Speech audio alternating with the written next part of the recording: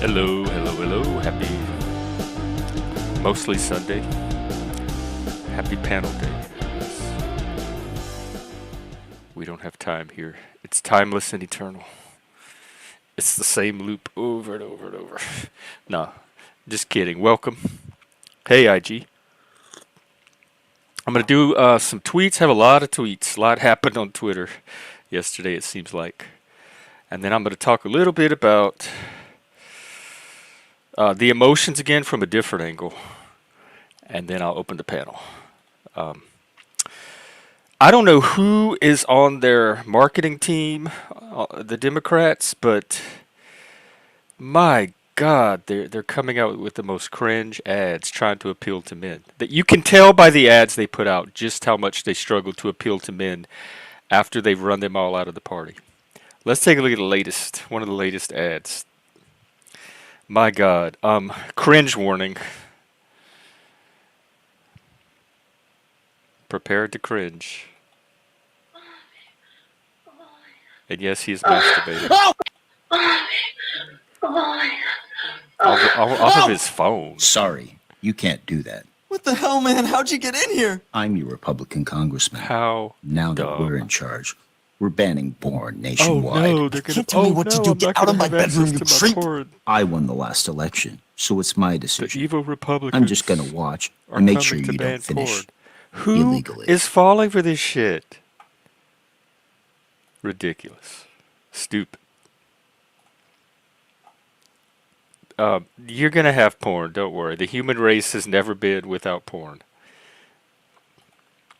Okay, Miss Obama wife, Michelle Obama, went and did. Remember when they sent Obama to scold black men and try to guilt and shame them into vote for Kamala? Well, now they sent out Miss Obama to do the same thing with men in general. We're just gonna watch some of her clips. I can't really take a lot of this.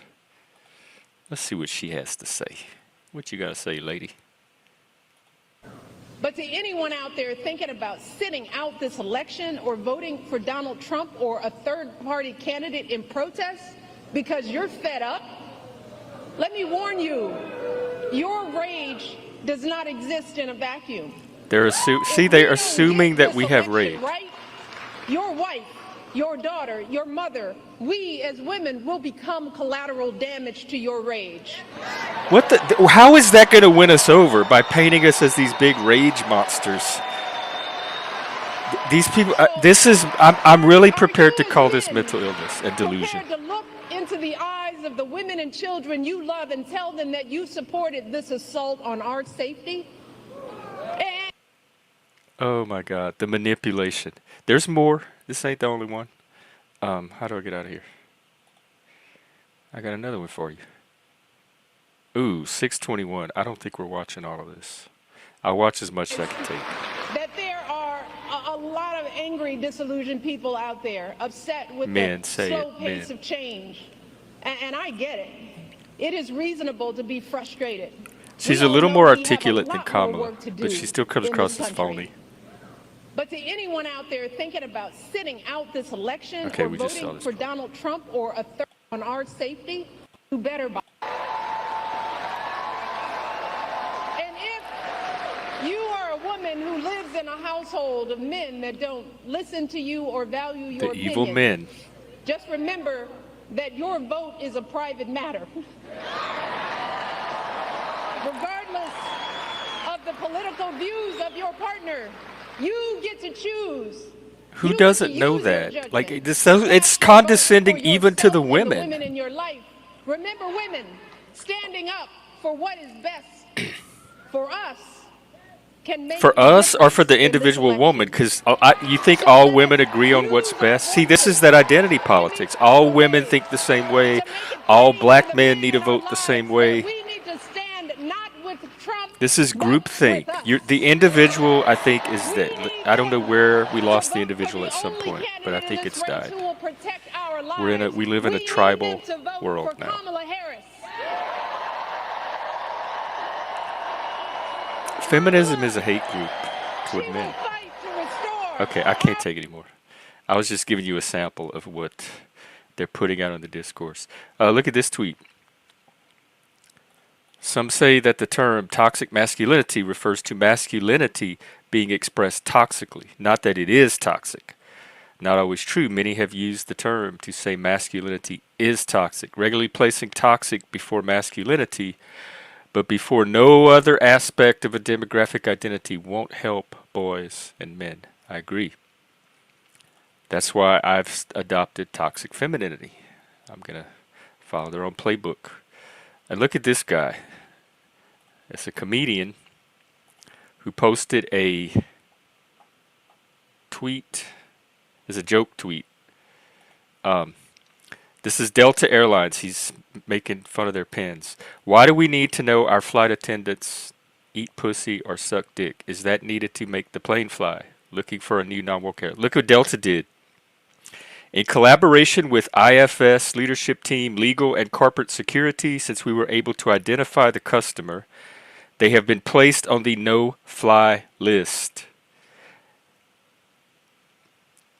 For life, by the way. It turns out he's banned from flying Delta for life for making this tweet.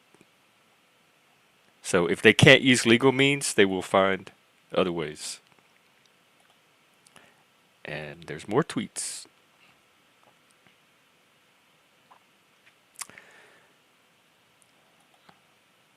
Here, I like this one.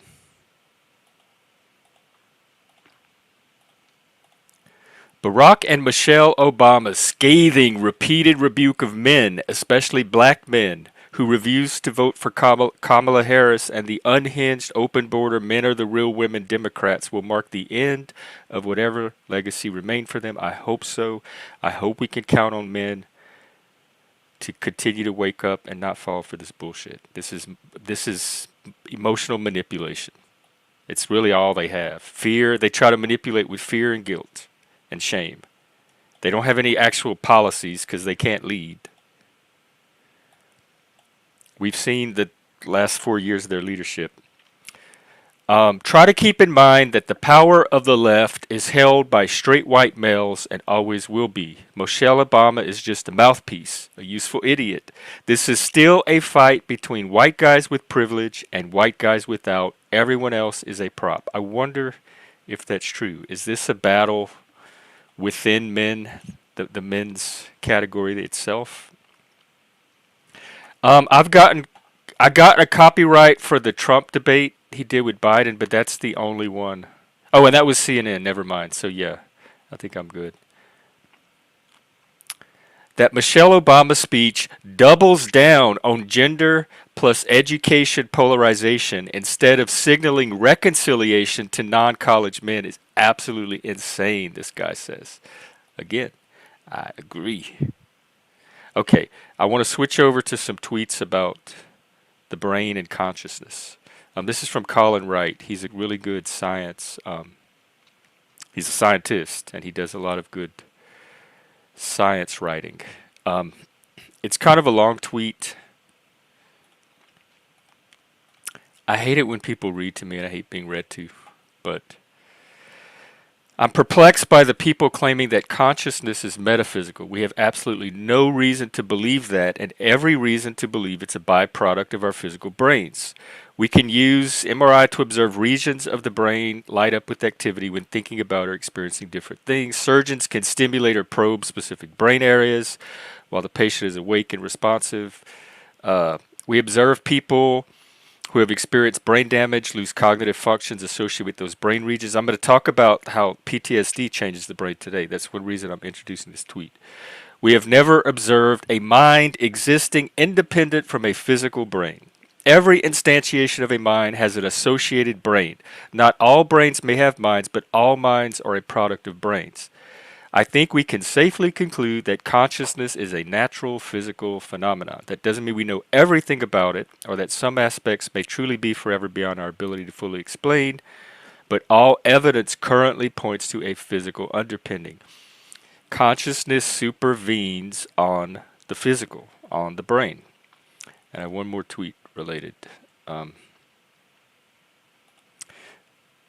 We have many observations showing that brain injuries can change a person's personality, intelligence, memory, and temperament. In the case of PTSD is one instance, which suggests that all of these emerge from our physical brains. We have no counterexamples of consciousness without a physical brain. Okay, there you go. All right, I'm going to glance at comments real quick. That's a really great question, Pondy. It would take how much? Look, I have my ballot right here, and I'm going to fill it out this week and do it on stream so people could see how mail-in voting works. In the next few days, Donald Trump would. It's nothing Kamala can do. Nothing's going to win trust from me, from Kamala or Michelle or Obama or Clinton or Tim Walz or those other representatives that come out wanting to constrict speech. We just saw what Delta Airlines did to that comedian for making a joke. Nothing's going to convince me to take a risk and trust. I think that would be poor risk management on my part as somebody that wants to keep free speech where it is now and get rid of the DEI stuff. But Donald Trump himself could fuck it up in the next 3 or 4 days. I'll probably have voted by then. So if Donald Trump himself somehow does something so egregious, so damaging, that it completely turns me off, like says, no, I can't take that risk. I cannot take this risk on Donald Trump because of this one thing he did in the next 3 days. I don't know if it would make me switch to Kamala. I might just vote third party. I doubt I would vote for Kamala herself. I would probably just throw it on a third party candidate. So at nothing. I don't think anything. I don't think there's any price or anything that could happen. And you know, I've been wrong and surprised before that it would take for me to vote for Kamala. One reason, I don't know her position. She keeps saying, go to my website and look at my platform. If the fact that you can't even articulate it makes me not have confidence that you're really grounded in what your platform is, and I have to go on a website and look at it. Oh, yeah, I watched a little bit of it, Joe. I learned a lot from you. One reason I bumped my stream as late as it is today, because I didn't want to compete with yours. So, okay. PTSD and the brain. The first thing we're going to look at is, hang on, let me pull up a website. Going back to emotions, it seems to be a theme here, and the big, scary, strong, intense emotions. Some of that we looked at yesterday is just natural. Like for people with this developmental potential, it's those overexcitabilities. It shows up in the gifted a lot. It shows up in neurodivergent people. It could show up in anybody. So part of the intense emotions are it doesn't even take PTSD to generate. But I'm becoming more aware as we talk about this that the PTSD is definitely a factor in the frequency, possibly the intensity of the emotions, my own emotions at least in the past. How long has it been? Almost 20 years. Hang on, let me pull up ChatGPT. So first thing I want to talk about is emotional flashbacks, because that's some of what you're seeing with these emotions. You're not seeing just a single emotion in reaction to what's happening on the screen at that time. You're seeing a composite, compounded emotion of all the experiences with a similar event that is getting... It's magnifying the immediate emotion, and it's like summing them all together into one big emotion that you're feeling across space and time. And that is called an emotional flashback. And in PTSD, there's generally two types of flashback. There's the emotional flashbacks, which are way more common, and people don't always recognize that they're having an emotional flashback. A lot of times they can think they're reacting to whatever that person said or did in the moment. And not be aware of this compounding effect from the PTSD. Some people don't even realize they have PTSD, or that they've had trauma enough to affect their brain like it does. And we'll look at the brain changes. But there's emotional flashbacks, and then there's visual flashbacks, which is where you actually relive the event. So if you think of soldiers coming home from war and they hear a helicopter outside their window, and their mind will start reliving and playing out very vividly their experiences in Vietnam or whatever. Um, I get those very rarely. My PTSD started when I watched my partner Mike die in the ICU. He was on a ventilator. It was very sudden. It caught us all by surprise. And I was not prepared for it. I was kind of thrown into it. I stood over his bed for, it was hours. We were there till like 3 in the morning, watching him slowly pass away in front of my eyes. I have never been the same since. It completely changed my brain and everything about me. It shut my system down. It like blue screened my whole brain and nervous system. Um, Shortly before the COVID lockdown in 2020, my roommate had a cat that was sick, and we realized that the cat was probably dying and that we would have to take it to the vet at some point, which we did just a few days before lockdown, thank goodness. And I remember petting the cat and being really sad that we were watching the cat also on her way out. And as I was petting the cat, I had a full-blown, vivid, visual flashback. I was in the hospital room. I could see Mike vividly in front of me. Like, I could still see the cat and the living room and everything, but like superimposed on top of that at the same time was this vivid memory of reliving the traumatic experience. And then when we brought her into the vet and had to put her down, and I got to be there for that, it came back again in the vet's office. So that's an example of a visual flashback, but those are more rare than the emotional type. Emotional flashbacks are one of the hallmarks of PTSD, and they're marked by intense, overwhelming feelings that transport a person back to the emotional state experienced during the trauma without necessarily involving specific memories or visuals.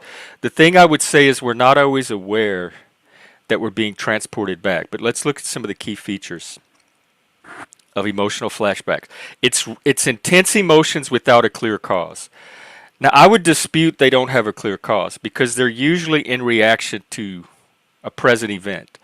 And it would be an emotion that you would normally have anyway. So if somebody insults you or lies to you or is trying to control or micromanage me, I would have an emotional reaction to that regardless of whether I had PTSD or not.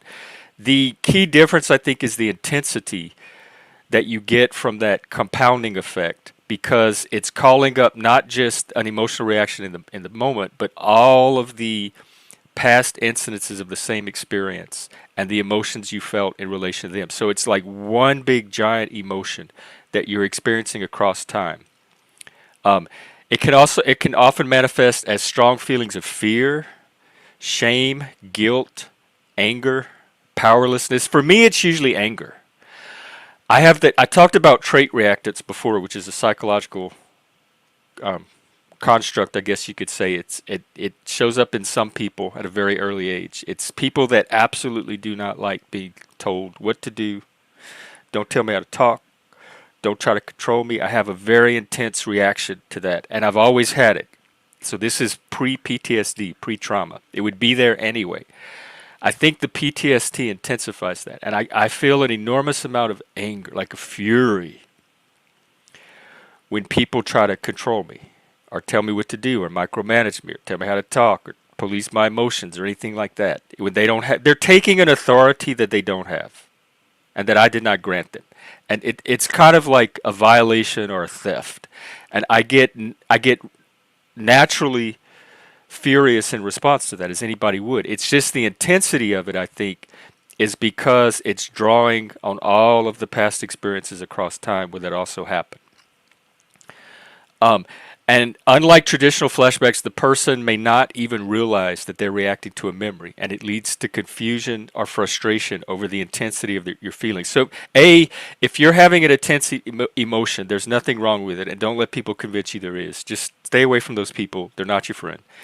Secondly, because that doesn't mean you have PTSD. There are some emotions. Some people just feel intensely, more naturally intensely.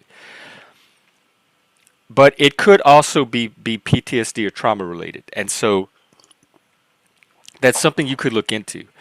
They call it time travel emotions. During an emotional flashback, the person may feel as if they're experiencing the traumatic event in an emotional sense, regressing to a state they were at the time of the trauma.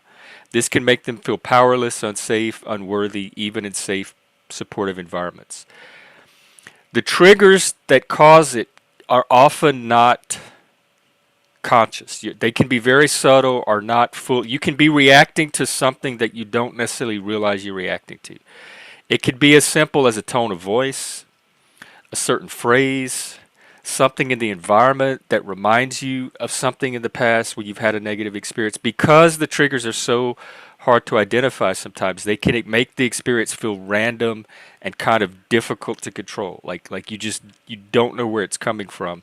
It's so out of proportion to what's happening in the moment. And there's this thing called emotional flooding, where to me that's a chemical. I can always tell when I'm having a PTSD reaction because I know through experience and observation the precise chemical process. I know when the cortisol, what is it, the norepinephrine, adrenaline sometimes, I know the chemical state that my body gets into, and it's a very specific process. I know what the brain is doing to initiate that process. I know what to expect of the process. So I've learned to get very good at identifying when I'm having that specific reaction. But people that may not know what's going on or be caught unawares, it can lead to a range of responses. They can shut down emotionally. They can act out. They can escalate and get even more expressive, which is what you see happen when people tell me to calm down. The worst thing you can do to de-escalate me is try to micromanage me, because that's just going to increase what I'm reacting to in the first place. And the emotions are already at their height, their peak. So if you add one more little stimulus to it, that's where you get the volcanic escalation. It can be disoriented. It can create relationship challenges, job challenges, friendship challenges, panel channel challenges. So what I want to do is look at the specific, like what's going on in the brain when this happens. And there's several parts, but I want to talk about three in particular, and I'm going to try to give visuals, and then I'll get the comments. Hang on. Okay, we have one little part called the amygdala. It's the brain stress elevator. This is your alarm system. This is like your car alarm or your house alarm. It warns you when there's a threat. And in most people, when you see the bear or the lion or the guy with the gun or somebody breaking into your house, somebody trying to punch you, it will send out danger, danger, danger. But in PTSD, this is the fight or flight. This is what begins the fight or flight response. In PTSD, it's highly, highly sensitized. That's where you get that hyper reactivity, that hypervigilance, where anything can become the lion or the bear or the gun. And like it said, a word, a tone of voice, a phrase, somebody just telling you to calm down. So this is so sensitized to threats that it's more reactive than it would be in a normal person's brain. Okay, the other part is this hippocampus. You can see it's also near the area. Now, in people with PTSD, the hippocampus contributes to memory formation, memory storage. It retrieves memories. And in people with PTSD, they find that this hippocampus, it's smaller. It loses some volume. And all of this depends on the brain's neuroplasticity. And under extreme stress, because the brain is so plastic, it can change, not necessarily the structures of the brain itself, but the plasticity of it, and that's how you end up with like smaller hippocampus or more sensitized amygdala, etc. And so what happens with this hippocampus it controls like the sequencing of memories. And hang on, I'm gonna go back to GPT. It memory retrieval. So there's what's called intrusive memories, and that's in a normal person.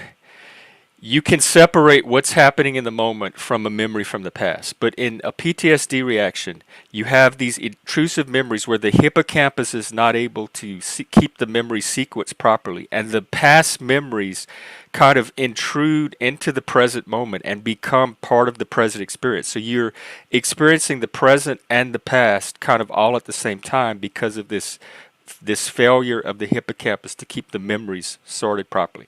So you're reacting to a perceived threat, and it's also calling up these intrusive memories at the same time because of the hippocampus' inability to keep those memories out of the present reaction. And there's one more component I want to look at that's involved, and that's this frontal lobe. This is the big part of your brain in the front. You have the limbic system at the brain base, which is kind of what we looked at here. This is more your lizard, like primitive brain. This frontal cortex part is the advanced, like human, advanced cognition, advanced intelligence, etc. And one of the roles of the prefrontal cortex, particularly the ventromedial prefrontal cortex, it gives the signal to the amygdala that it's okay, it's not a threat, threat's clear, it's good, you can shut the reaction down. In PTSD, that part becomes less active, and it has a harder time signaling to the amygdala that it's okay to calm the reaction. And so, but that's also the part that you can work on and kind of develop that lets you take control of that reaction at will. So part of PTSD recovery is kind of rebuilding the ability of that prefrontal cortex to step in and signal the amygdala. So if somebody has not done any like post-traumatic work and they're just they're having a reaction, they don't know why. Let's say somebody's telling them to calm down, and it's just escalating them more and more and more, and they don't know what's going on. The amygdala is perceiving that attempt to calm them down as an immense threat based on their past experiences with the same kind of micromanagement or control. The hippocampus is feeding it all these past memories that are intruding into that present experience, and the prefrontal cortex is not built up enough to step in and kind of signal that okay, it's not what you think it is. You don't have to freak out about this one thing. You can proceed. You have the green light. Threat's clear, etc. So that's basic. And also, there's the chemical response. This is the like structural components of the process, but there's also a chemical process that it sets off. And so what helps me with my reactions is I know that chemical process very well. Same with a panic attack. I know when a panic attack's starting. I know when a PTSD actually is starting, and the process is almost the same every time. I know when the chemicals are going to peak. I know like the subtle body changes that signal that they're tapering off and starting to calm down. And it's also it activates that sympathetic nervous system, and that's why things like cold water, anything that shocks the nervous system back into that parasympathetic state, breathing, stuff like that. If I'm in the middle of a PTSD reaction and I can get some ice or some really cold water and start putting it on my forehead, the back of my neck, sometimes my ears, it can shock that sympathetic nervous system back down to the parasympathetic state and give me enough breathing room, enough space in that reaction to let that prefrontal cortex start to do its thing. And that's the part of the brain I can kind of direct with my conscious intention. So I hope that was helpful. I wanted to give a brief little overview of what's going on in the brain when you see people on these panels having these kind of emotions, particularly if it's PTSD related or trauma related, which I never make the assumption that it's not, because I don't know the person, and in the work I do, we take what's called a trauma informed approach, and we kind of assume trauma in the background somewhere. And so like that's one of the first assumptions we make when someone is having a reaction. So even if it's not trauma, we tend to look at it first as though it is trauma, just in case. Cheesehead, happy birthday, everybody. Let us give a big happy birthday to Mr. Cheese Head. Here, let me get you some fanfanas. Yeah, I kept getting popped by the mods too. And one of the mods is the person that keeps doxing me in all the chats and keeps making those ugly videos about me. That's probably the one that doxed me. So I don't stick around on panels that time me out or mod me or dox me or anything like that. So I'm sure it was a good stream. It looked like all the drama crowd was there. But I had the same experience with the mods. Let's see. Hang on, I'm trying to let me focus. Oh, I'm going to throw up the link in just a sec.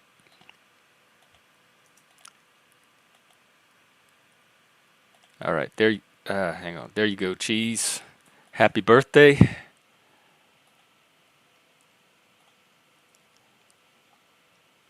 Oh no, it's fine. I know people don't always watch their chat or their panel. It's the mods. It's not you.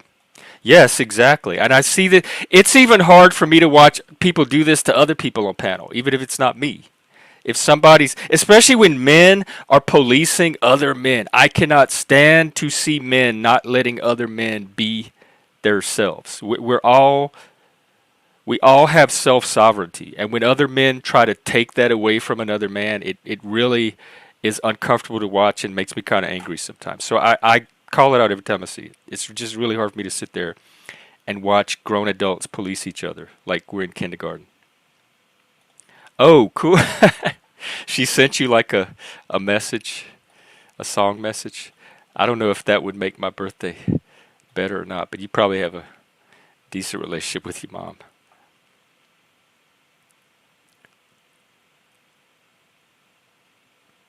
Okay. All right, the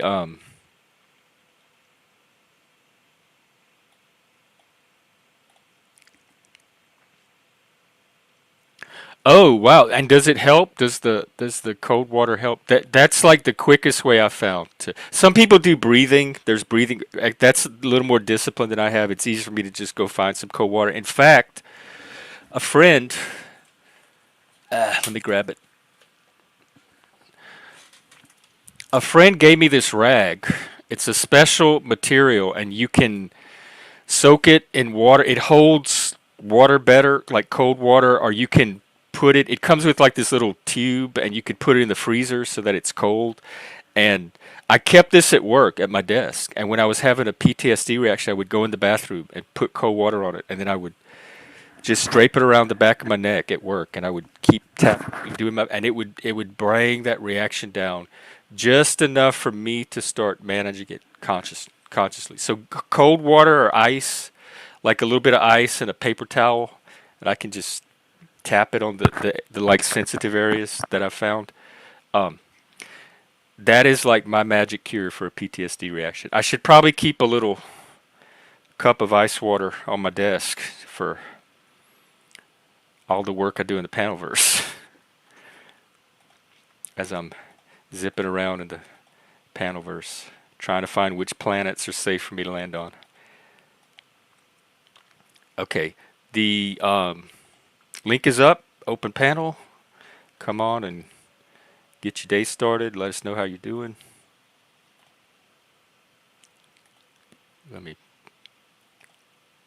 There you go. Chat, whatever. I'll keep it going as long as y'all need it. I'm pretty open today. Also, I'm still interested in recruiting players for some gaming streams. I'd like to get at least 5, so that would be me and 4 other people to learn Cosmic Encounter. I promise it's a super fun game. I've played a lot of board games, and it is by far one of the most fun and my favorite. And it's also the one that inspired Magic the Gathering, so it has a revered pedigree. And the slogan is "It's never the same game twice," and that's true. I've played thousands and thousands of times, I'm sure, and it is truly never the same game. Every game is a new experience because there's so many moving parts and so many variables. You can't ever predict how a game's going to go.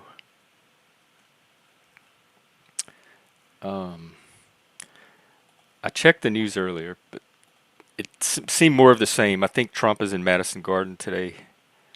Israel and Iran are striking each other. I think Israel made their move, and they're like, okay, we've accomplished what we're out to do.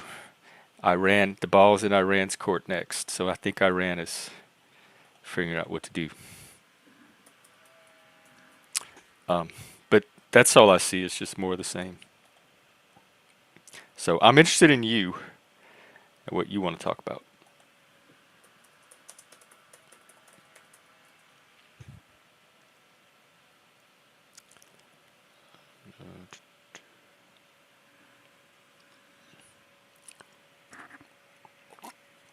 I'm also interested in how to correctly pronounce Iran.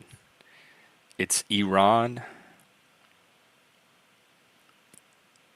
not Iran. This is from PBS. Iran. Okay, I will try to get it right. Iran.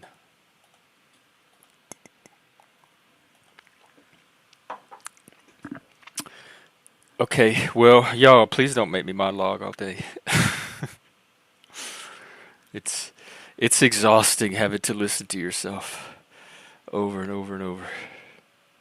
I'm not that much of a narc.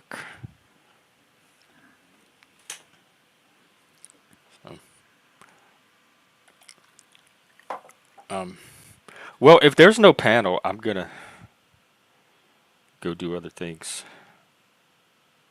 today. But I do thank you for watching, showing up. Oh, and Wednesday, Leggy and I are gonna do another music album battle. Guns N' Roses, Appetite for Destruction versus Ministries, The Land of Rape and Honey. Um, the Guns N' Roses album is like, to me, the last really good classic rock album, like that blues-based Stones. They both took heavy metal, or like the '80s hair metal, and they updated it for the late '80s. And the late '80s is really kind of what fed into the early '90s, and we ended up with the grunge and all the '90s rock.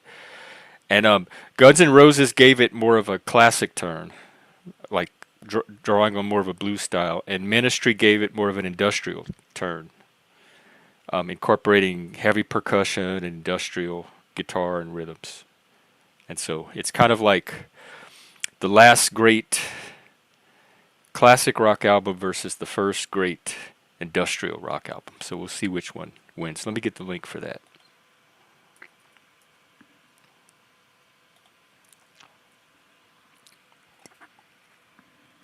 And Cheese, what do you have planned for your birthday today?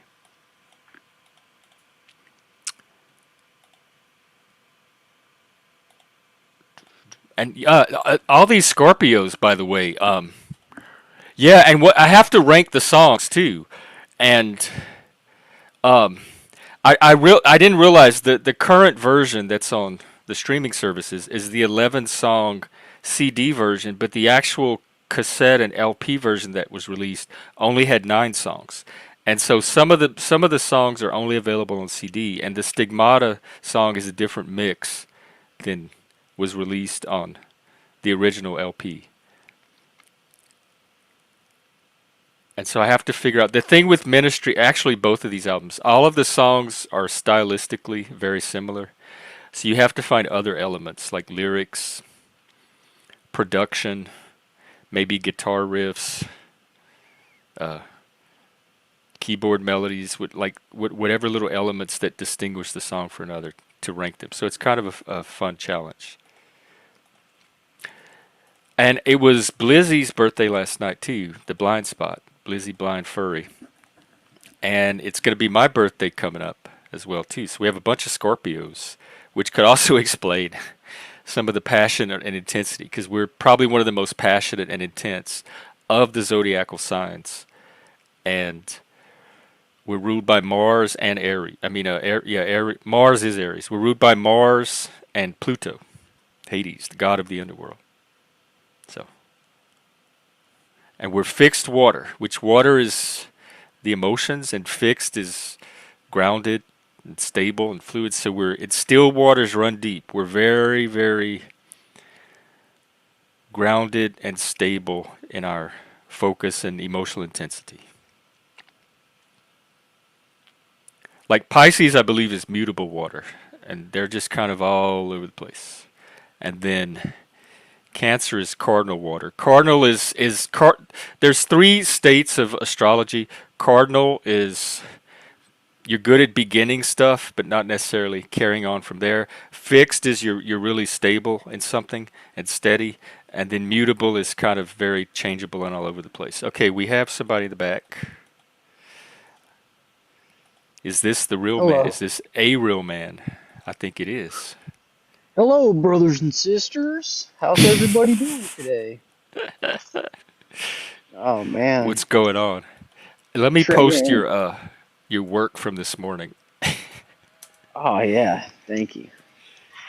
Triggering the entire panel verse today. It's amazing. I see you changed your name too, the Panelverse Loop.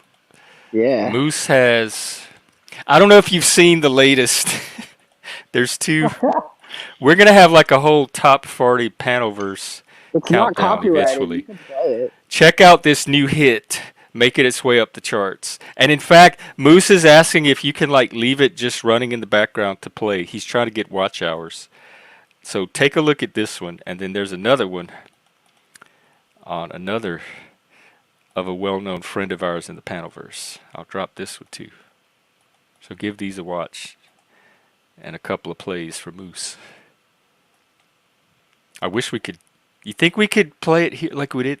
You You think it's could. copyrighted? It's not copyrighted. I was just playing it for like 2 hours. It's Rude Mud Crab. Let me drop his channel too. He's he does good work. I know Yeah. him from panels, but I didn't know he did these kind of videos. I think this is the first one that he's done about somebody who pissed him off. I mean, he has another song. Oh, what did Paul do to him? I don't know. That's the fun And I don't thing. really have a problem with Paul myself. It's a entertaining video, but That's the thing. It's entertaining. It's freaking hilarious. should we try to watch it? Yeah. Let's see. Here's Rude Mud Crab's channel.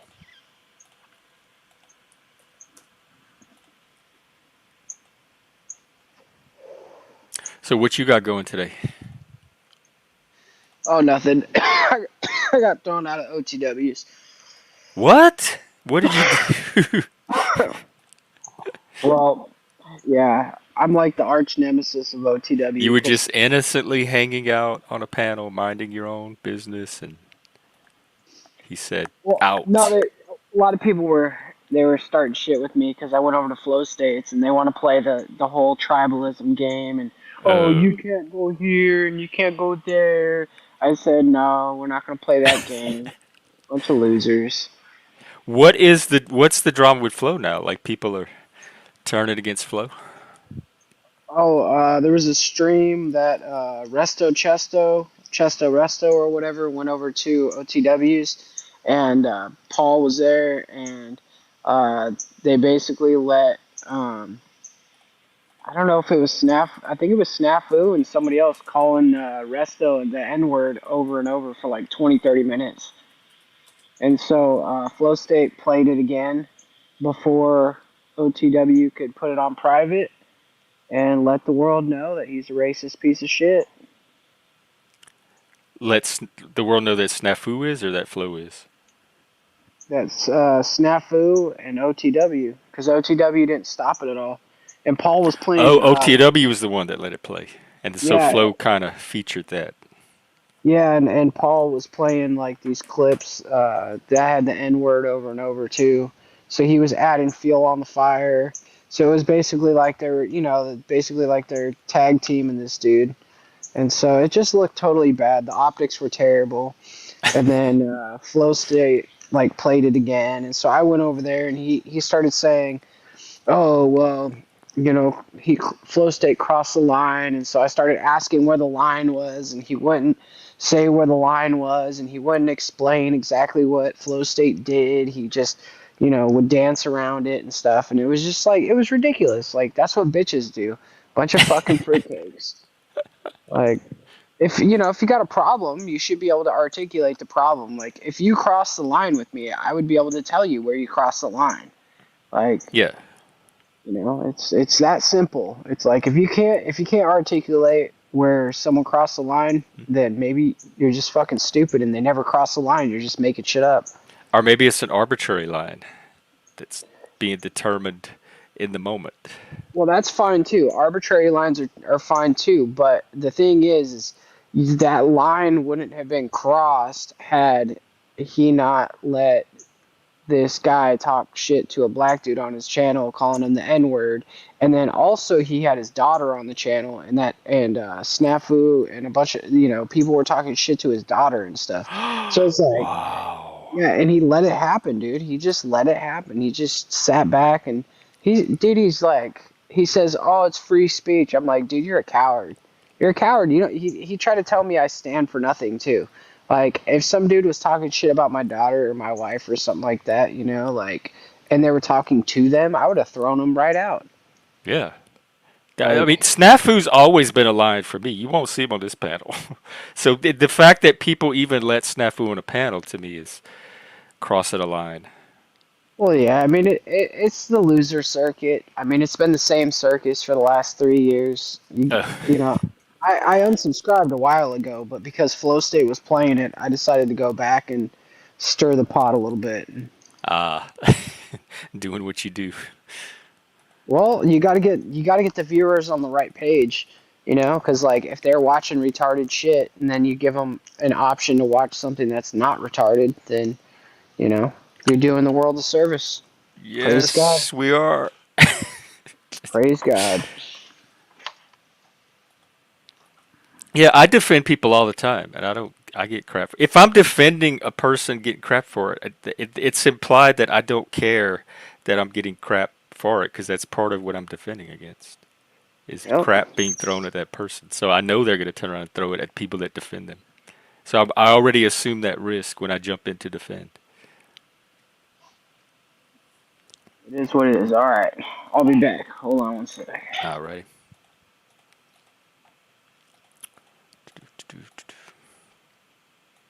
And yeah, definitely check out the Rude Mud Crabs Slaved video. It's already a panel. It was released today, and it's already a panel classic. It's like the Beatles. Who cares? If yes, people can defend themselves, but so can other people. Like that, see how people police it? They micromanage everything. Who could defend and when? That's a beta tactic. That's a bit. It's meant to distract from the content of the actual discussion or confrontation, whatever, and shift it to the form, to how the discussion's happening instead of the substance of it. Right, exactly, exactly. Protect, preside, and provide. I'm the same way. I am very protective of people I care about. And with Mike was deaf and he had a cochlear implant and he had like a slight deaf accent. So a lot of times when we were out in public, people thought he was like retarded or a little mentally challenged. I don't care how much somebody insults me or makes fun of me. I can take it. But the minute they came at Mike, that's when you saw the demon came out. Like nobody was going to come at Mike the way that they were able to come at me. That was definitely a line for me. And I always jumped in and protected him. And he did the same for me too. Yeah, I think that's good. I think that was the healthiest relationship I've ever had in my life. It really was like one of those perfect relationships that everybody looks for. I had the real thing. And that was to me that was one of the signs of a healthy relationship is that you do step in and look out for each other. Like you can, it's like two cops, and you can count on each other having each other's back.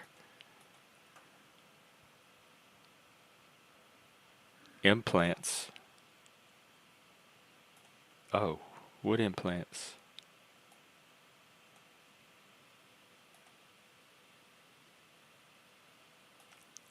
Oh, I'm not sure. I'm not sure what you're talking about. Hair implants? Hey, Kane. Oh.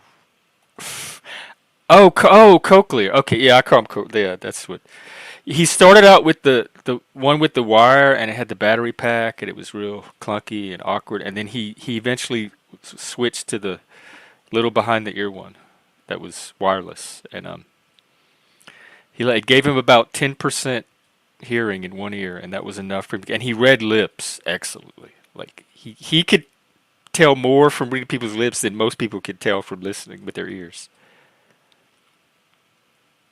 And he lost his hearing when he was like 5 years old, so he had some hearing early in life, and he was able to acquire speech, and so that I think made a big difference too. It wasn't deaf from birth.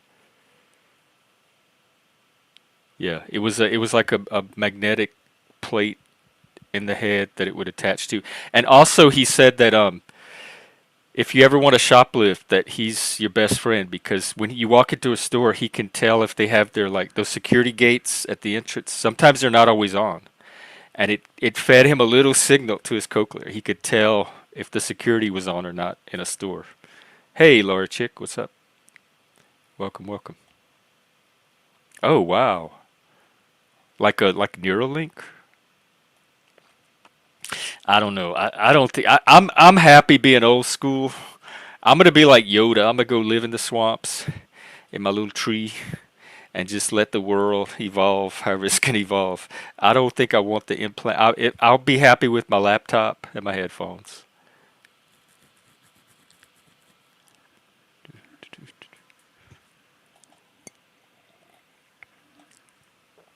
Oh wow! So he can like hook it up to computers and phones and devices and get a signal through that. Wow. Oh, wow, neat. He would have loved that.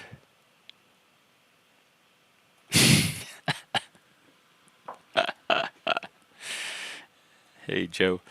Oh, yeah, Joe did a thing this morning on inflation that you should check out. Um, I'll drop that link. It's part of his stocks and coffee series. There you go. Oh, like the signal dominates everything else.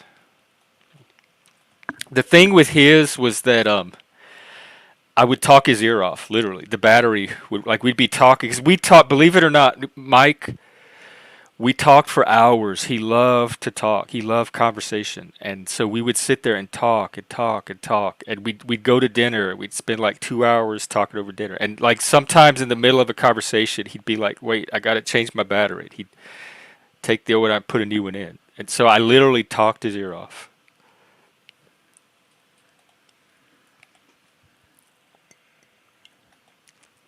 Ooh, uh-oh. That's okay. Here, I can wrench Mr. P, too. Shameless is wrenched. Well, we'll fix the Abe oppression right now. We'll give P a wrench. Just, okay, my rules is don't mod. Mod as little as you have to. Just mod the people that are coming in here trying to instigate drama with accusations or try to start shit. And there's a member that comes here, they go under two names, Cult of Culture and Here I Am, in all caps. That person has immunity, so don't mod that person at all for anything. You're not going to have a problem with them ever, but if they ever need moderating, I'll do it. That's an agreement I made with them very early, so I'm going to keep it. Yeah, it seems like we have, no care in chat. It seems like we have a lot of the drama under control. I'm very happy with my Demon Troll team and how the drama seems to be curtailed. And another secret is sometimes I think it's just boring enough to incentivize them to go to some other channel to get their charge from. Yeah, that's I'm trying to keep it chill, educational, and kind of like a vibe you can connect with. Like if you go to your local coffee shop and just chill out and meet people without but instead of it be like the juke joint from The Color Purple.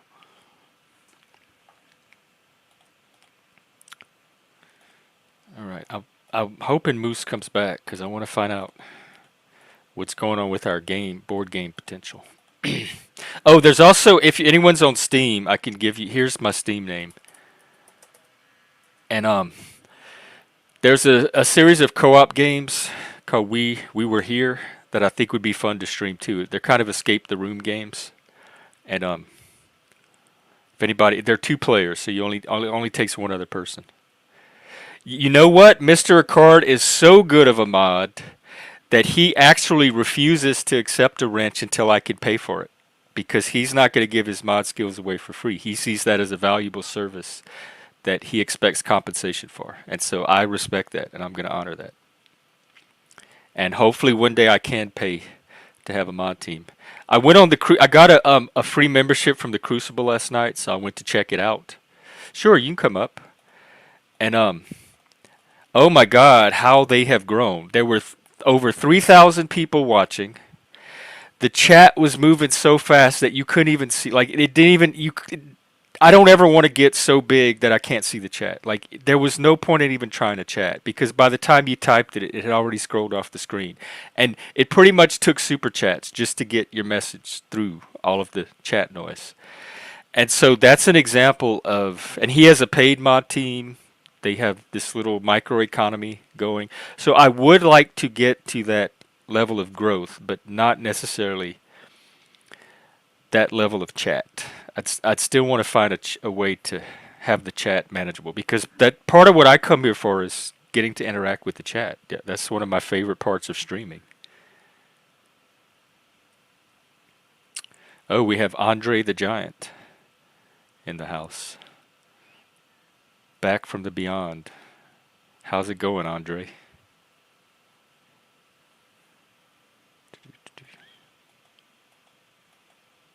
Yeah, Cheesehead seems. I noticed in his chat, like he wrenches most people. I've seen that tactic used too, where you just give everybody a wrench, so they could all mod themselves or avoid moderation.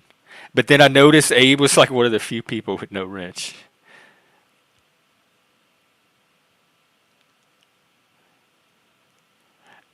And part of oh, okay. Part of giving wrenches too is like an exercise in trust building. So if I just give them to everybody, I lose that ability to kind of observe what happens when I give individuals wrenches and fine tune my relationships with them from there.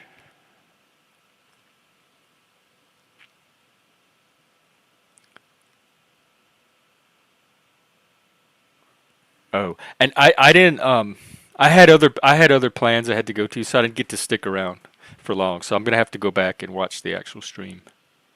But yeah, it looked like a fun. It looked like the party crowd. It looked like the perfect crowd to celebrate somebody like Cheesehead's birthday. That's part of the Dramaverse.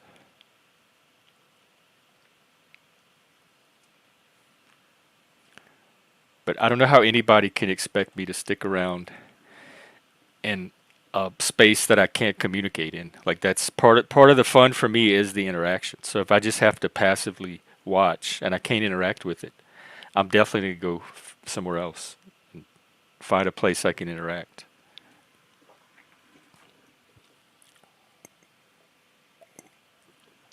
Okay, we might have Mr. P come up and then Moose has daddy duty that calls. So we might get him back, we might not. But definitely no pressure. Take care of your life stuff.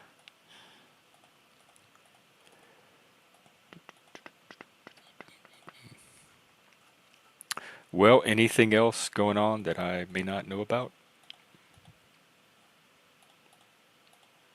I don't I get my news from I pull up the front page of the news and whatever headlines are there and then whatever comes across my Twitter feed. Outside of that, I don't really dig very deeply into what's going on in the world at any given time.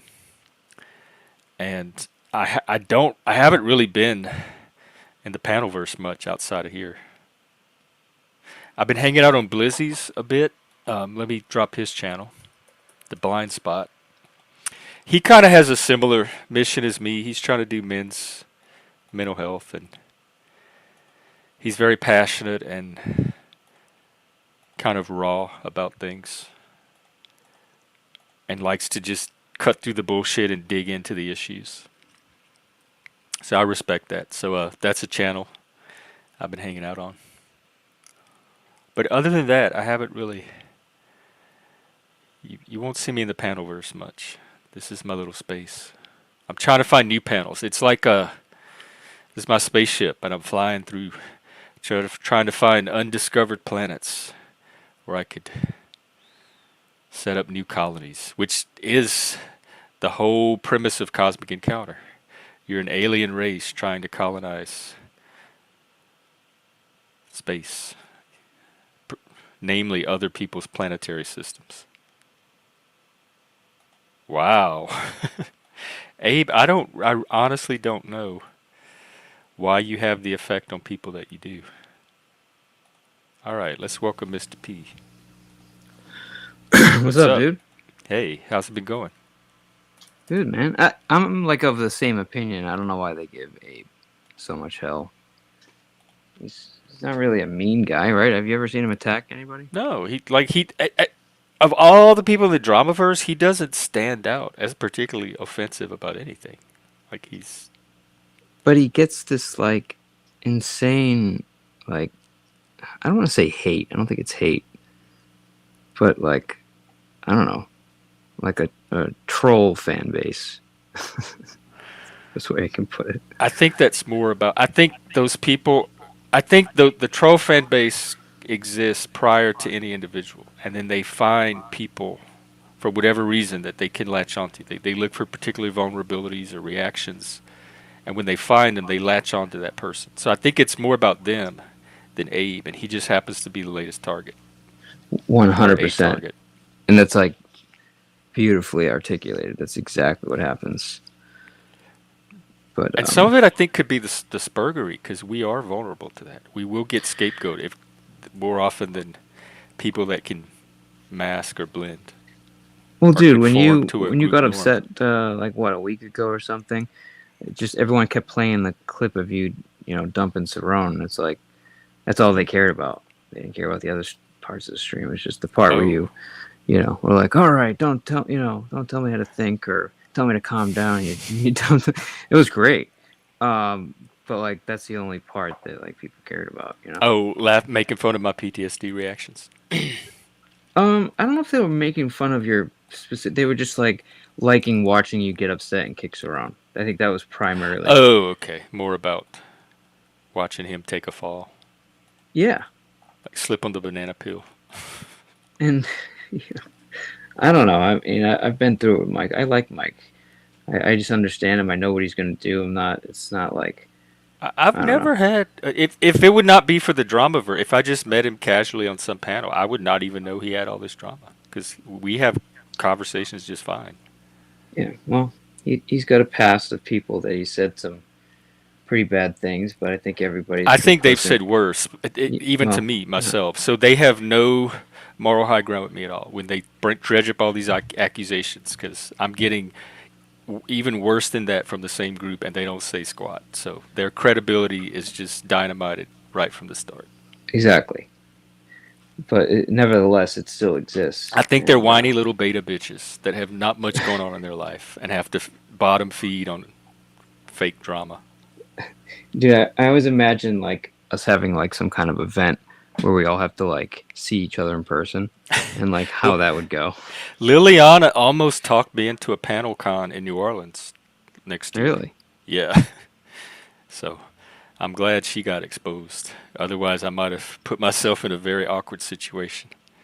Did she say what it was like? Was it like Well, we were all gonna meet in New Orleans and like for a weekend or something and meet in person. Have But the I'm saying, first did she panel go or no? conference. Huh? Did she end up going? Oh, this we were planning it for next year. Oh, I'm sorry. I Yeah, thought she this was was something that talking me happened. into coordinating a panel conference, which I still think is a good idea. I just want to pick Is it? different people to do it with. Yeah, I would totally do it. We used to do that with AOL. When I first got on AOL, I flew to Philly for a big AOL meetup where we were all the philosophy people were gonna meet each other. It was a lot of fun. I feel like this is like a Gen X thing. Oh, it might be. Is it? Because we Millennials have are that. like, I don't want to see these people. Gen X is like, I need to see. We got to hang out in No, when I person. got on AOL, my goal was to meet as many people in person as I could. Because the chatting with them online was just the start of what was Right. possible with the relationship. And so pretty much everybody I met after 1998, let's say, I met through a computer. Like I didn't even, I hardly met anybody in real life from that point forward. Really? The AOL was the starting point for a in-person relationship. Well, and that's fair. But like, so, I mean, I guess I would go and meet people in person, but there's just, I feel like it would change everything. I don't know. Just Oh, make like it. for me, it enhances it. It adds extra dimensions. You only get a few dimensions here, and you get more dimensions in person. So it's new layers to explore. Like Provo was up here this weekend. He and a friend. They were in the little town that Twin Peaks was filmed in, and they were streaming from there. And it was so cool. Like this person I see on the Panelverse is in my state, hanging out at the same places that I've hung out at. And it was Yeah, like that is taking pretty it to the cool. next level. So, did you go see him or no? Mm-mm. I'm one county over. Got it. Besides, I wouldn't just invite myself. Oh, sorry. I thought. Okay, got it. Yeah, it was just. They know who Oh, you are. wait, Are did they he take friends his or? channel down? What happened? I just tried to pull up the link. Because there's somebody that lives near me, and I mean they can dox themselves, but I mean we're like we need to stop making excuses. We can go see each. We can literally drive 45 minutes and see each other. It's crazy. Oh, yeah. In fact, my goal, hey, Zephyr, my goal is if I get big enough, which I want to, is to start little in-person chapters. So when we have enough people, like in Maine, I know at least 3 regulars that all live in Maine. So if they all wanted to meet in person and start like a little local footprint, and then as we get new people from Maine, we could funnel them. They would be contact people or point people, and we could funnel them to an in-person chapter and start doing activities and events that bring the people that come here virtually together in person, and create like a hybrid network. So like what? Like what's an activity like getting together and like I Oh, it don't could know. be anything. Coffee, dinners, board game nights, movie nights, bowling nights, putt putt, house parties, hiking, Ooh, camping. Like those last the four were imagination money. is the limit. Yeah, bowling. Camping. And there might be like regional events or festivals in different areas that people could attend together. Like I don't know. What do you think camping with Mike Cerrone would be like? I think it'd be fun. I think it'd be fun too. I think he'd be. I trust Mike to camp respectfully and be, yeah. I would trust myself out in the wilderness if it was like with a group. I don't know if I'd go camping with anybody one on one. Well, Never yeah, have me before. neither. Even like people I know well, I wouldn't do that. Partly because camping is just fun with more people. It's a social activity to me. Yeah, it's definitely a group thing. Yeah. No, I think Mike would be like basically trying to be like an Eagle Scout out there. I think he'd like, show us how to make fire and Well, good. what He could do plants all we can that. eat and all that stuff. That would actually be a lot of fun. Yeah, we used to do a lot of that stuff with like Mount Washington, which is not terrible. I mean, for us, it's like a couple hours. For you, it's probably way the fuck out there. But Mount Washington has like the highest wind recordings in the country, Oh, and yeah, it's like not the biggest mountain per se, but for this area, it's like definitely the top. is it part So of the they, Green Mountains? uh, good question. I thought it was part of the White Mountains, but I could be wrong. I have to look it up. It probably is. I don't really know my mountains up there too But much. man, dude, the hike up there is crazy. Like it's pretty intense. Like if you start at like 7 in the morning, like you're happy if you can get up there by like 4, and then you got to still come back. You know, it's crazy. Oh wow, it's snowy. It looks like they have a little observation tower at the top or They do. something. Yep. Oh man, yeah, Mount Charleston in Vegas had one of the. I love climbing those summits. Wow. Here, I'm Dude, gonna show it's crazy how picture. the trees get like miniature. I don't understand. Like, what's that all about or something? Just because they don't need to get big? You know what I'm talking about? What the fuck? The, Where is that? that is that Mount Washington? What the? Wow. Oh, that's that tower with a bunch of snow on it. That's crazy, dude. Yeah, it looks cool. It's like something out of Star Wars. Wow. Yeah. Yeah, there's something that happens though, dude, when you start getting to the top of the mountain. Excuse me, your trees start getting smaller and smaller. So, like, they'll be like fucking 50 feet in the air, and Oh by the yeah, the time you tree get line. close, yeah. And the next thing you know, they're like, 5 feet, like right at your head. And the next thing you know, they're like ankle tall, and that's like the biggest tree in the area. It's kind of surreal. It's almost like, you know, not space, but just you just feel like you landed in a different area. But it's a lot of fun, dude. I love hiking. Oh, me too. I wish I had people up here to do it with. I used when I was in New Orleans, and I had a big hiking group for about a Yeah. year. Yeah, we would do we would canoe, camp, hike. We would do a lot of beach camping in Florida, which was a lot of fun. We'd go hiking in Appalachia, Nice. canoeing in Mississippi. Oh, bro, love canoeing. Me too. Oh my god, dude, it's so fun. Was this the group that booted you for not being woke enough? Oh no, this was a group All I right, started. This was before wokeness and all that. good. Okay. It was a good group. I left it to come up here to Seattle. I passed it on to some people, and they kept it going for a while. Yeah. Yeah, we used to Then I raft. tried to find groups up here. I found one my first year I was here. It was mostly transplant, so it was cool. But the local groups are all very Karen-y and micromanaging. I don't. It's not fun hiking with. I felt like I was in kindergarten. But are your trails like hard, and do they go like up into, you know? Some of them can be. There's one called Mailbox Peak, which has like one of the highest elevation gains over distance, and so it's Okay. it's a lot of vertical over a very short distance. And when you get to the top, there's a mailbox, and people leave objects in there, and so you can explore all of the. It's kind of like a little time capsule.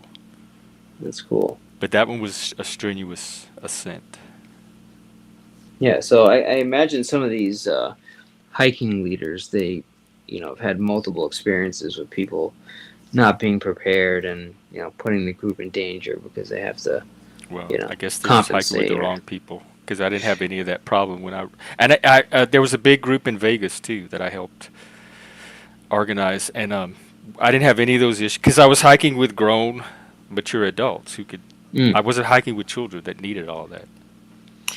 Well, I'm not talking And about you some of it is specifically, virtue but signaling. I gotta say, it looks like a lot like virtue signaling to me. so I wasn't talking about you specifically, but what did you mean by Karen? Like, what would you like? In what way? The people that try to control and micromanage and police other people like they're children instead of adults like themselves. Like policing? I think you said that was it the equipment, or is it something else? Yeah, that was one of them. And like, it's like they teach you how to hike every time you show up on the trail. They teach you how to hike like Got it's your it. first hike, and you're Got in it. kindergarten, and you've never hiked before, and it's very patronizing or matronizing and condescending. Now, Right. do you have? In fact, there's a show right now on CBS called The Summit, which are these people trying to climb up this mountain. And there was this one guy on there who used to be like a scout leader, and he was doing that to everybody, and they just voted him off because he got on everybody's nerves so much. He was treating them like children, and like giving them all of the advice, and remember to do this, and watch out for this, and make sure you have this. And adults don't like being managed like that. Like, we like to we're grown people. We don't need all of that. And in his mind, he thought he was being helpful, but it got his ass voted off. Mm. Yeah, no, I hear that. Yeah, so I guess the first timey thing is probably kind of bullshit, but you know, maybe you should be with a better hiking group, like a intermediate or an This expert. this is well, the ones here, they have a big hiking group called the Mountaineers that has been here for a while, and that's like the main group, and they have like classes you have to take, and it's very regimented, and you have to meet certain qualifications like this hike requires that you have done this hike or taken this class, and they patrol all of that. You can't just show up and hike. Yeah. See, part of me hates that. Yeah, the part of me thinks it's like good, so you have a good experience and you're prepared. But But you know, I want to determine my experience. I don't need people sure, giving I me a agree with good you. experience. I know how to get the experience I'm there for. And so I want the freedom to do that. And it may No, be I good for hear the you. people that need it, but they need to have options for those of us that don't. Right. Well, they're treating it like like you're driving a car. Like we're gonna need to see, registration and Yeah. license. Yeah, all of Yeah, that. and it's just like, hey man, I just want to walk up this mountain. Is that cool? Yeah, I got some stuff to, if it gets cold and but can I just go? No, sir, we need But a that's what the culture is like certification. here. Every time you show up, they try to teach you things and orient you to this system that they're so proud of that they created. Like everything's a bureaucracy, and if you can create a bureaucracy that impresses the locals and it gains you clout, I guess. So people are always trying to create these systems that they teach people and orient them to, and the people enjoy being oriented to these systems. They like that there's a system and a process, and I hate all that shit. Well, I think that's more of a symptom of your personality because a lot of people are like that. They just want to be led. Yeah, not me. I'm Yeah. not a follower. Well, I can understand what you're saying. I like hiking with grown-ups that can all take care of our own stuff, and if we And we're can only help each talking other out about when if we need you. it, but only when we Sorry. need it. No, I got you.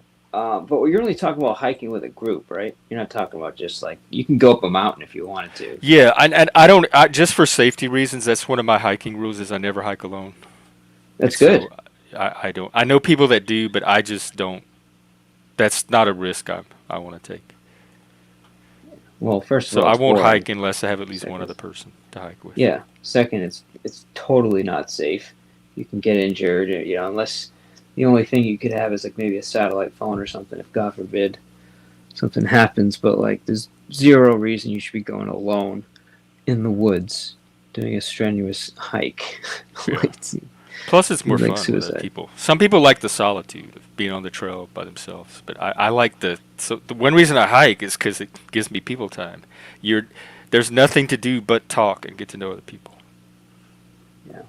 Well, plus, I don't know about you, but I get like I feel like happier as I'm like, you know, getting the workout. You know?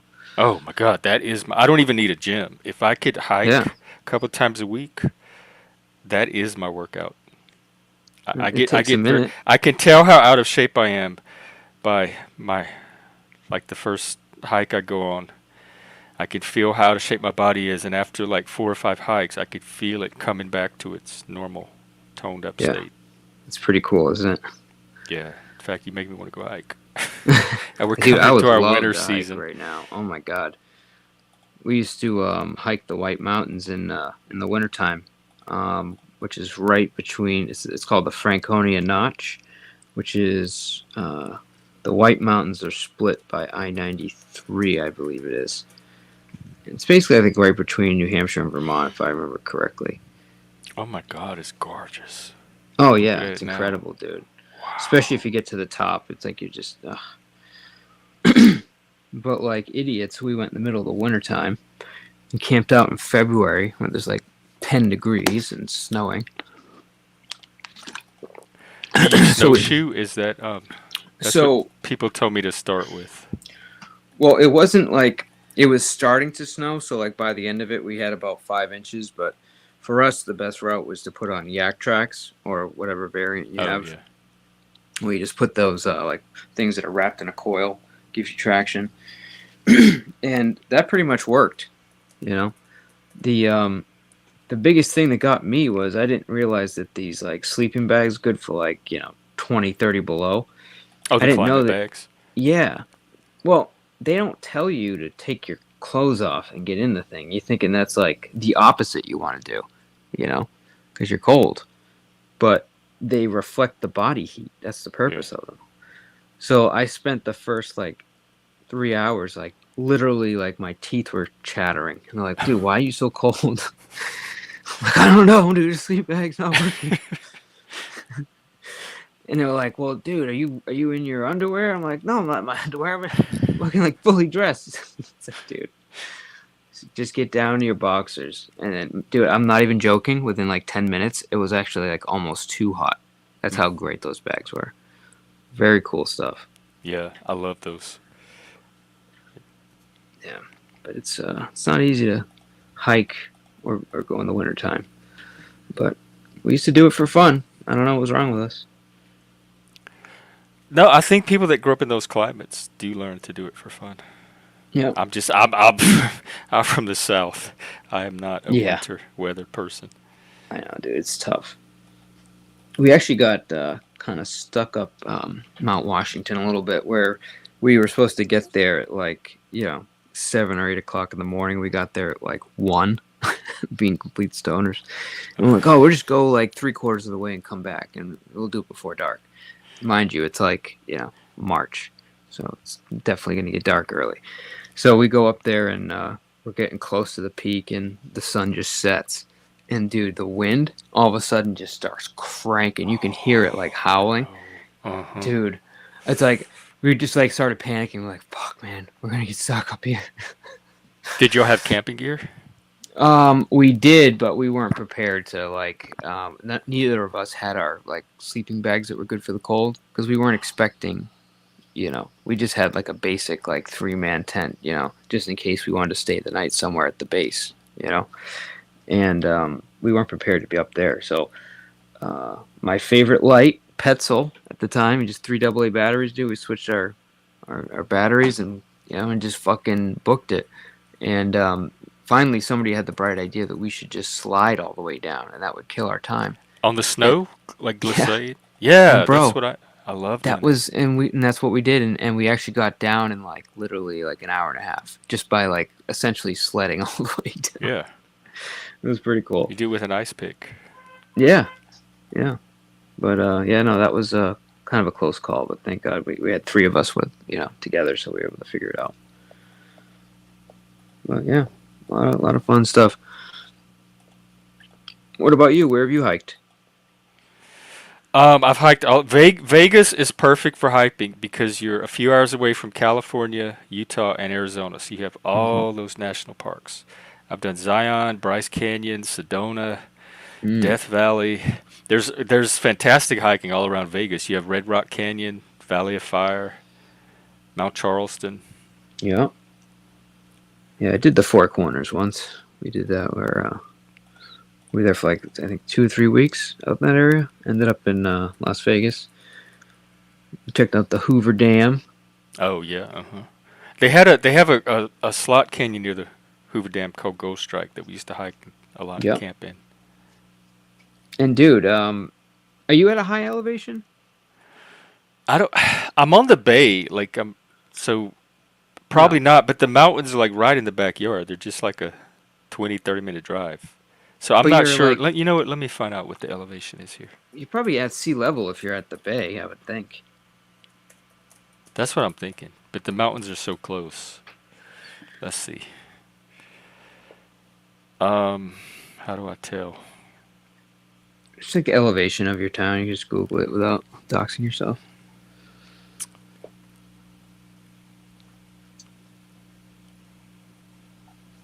Let's see. Average elevation 220 feet. Yeah. Minimum negative 13. Does that sound You're right? low. You're low. Yep. Well, we went to the Four Corners, and then the next day we went up Pikes Peak. This wasn't a hike. We drove up. Bro, like, elevation sickness is 100% real. I didn't even think it was. I was like, what do you mean elevation sickness? Dude, it was so bad. It was like the minute I got like 3/4 of the way up there, I just felt it hit me. I got that spinny feeling. Like I tried to get out of the car, I was like off balance. Bro, I felt like I was gonna throw up the whole time. It was like, dude, this is awful. Never, never, never, never go up Pikes Peak if you come from sea level like the next day. Never do that. One of the worst decisions we Oh, ever y'all made. were doing it from sea level. Yeah, we got there the day before, and we came, we're from the Boston area.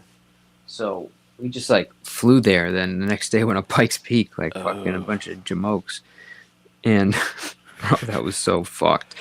And like the minute we got down about halfway, perfectly fine again. It's like I've never seen anything like it, dude.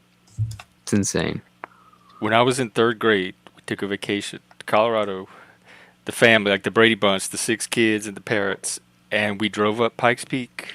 And the same thing happened. Every one of my siblings, we had to stop the car so they could throw up, and I'm the only one that didn't feel it. I was fine the whole time. And we got to the top, and there's a little gift shop, and we're browsing around the gift shop, and we see our first and second grade teacher from Louisiana at the top of the gift shop. We had just left. Like, it was a summer vacation. We had just left the second grade, and so Like our teachers slinging are at the stuff? top of Pikes Peak at the same time we are in Colorado from Louisiana. Were they working at? No, they were on Oh, okay, vacation all right. just like we were. Total Yeah, that's cool. coincidence. We couldn't believe it. You see your teacher on the top of Pikes Peak, all the way from Louisiana. And I remember there was this little, it was a jackalope souvenir. It was like a rabbit with antlers. And it was a piggy bank. And I bought that as a souvenir. And that was my souvenir from Pikes Peak. That's funny. I loved it, but everybody else they had such a miserable time driving up in the Dude, green it Ford was Torino. beautiful though. It was incredible. Matter of fact, I think Audi won that track race, if I'm correct. Somebody can fact check me. Going to the top of Pikes Peak, driving to the top of it. There was some kind of race where you had to get up to the top of the Pikes. I remember but the road. I don't know how Yeah. cars got, like, it was all these hairpin turns. Very It narrow. looked like there was one lane. I don't even know how two Yep. cars were even supposed to pass So- each other. That was the scariest part, was the road. It wasn't a side by side race. It was a timed race.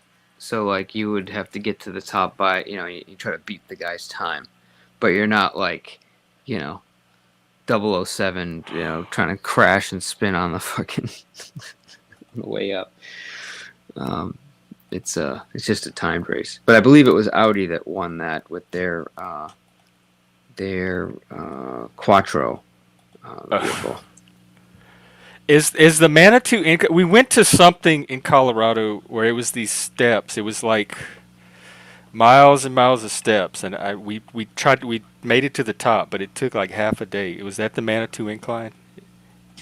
It was Yeah, like you have to wooden tell me what it steps. is. I want to say Red Rocks, Red River, something. I remember climbing those steps. Yeah, okay, yeah, I did do it. I didn't know it was called Manitou.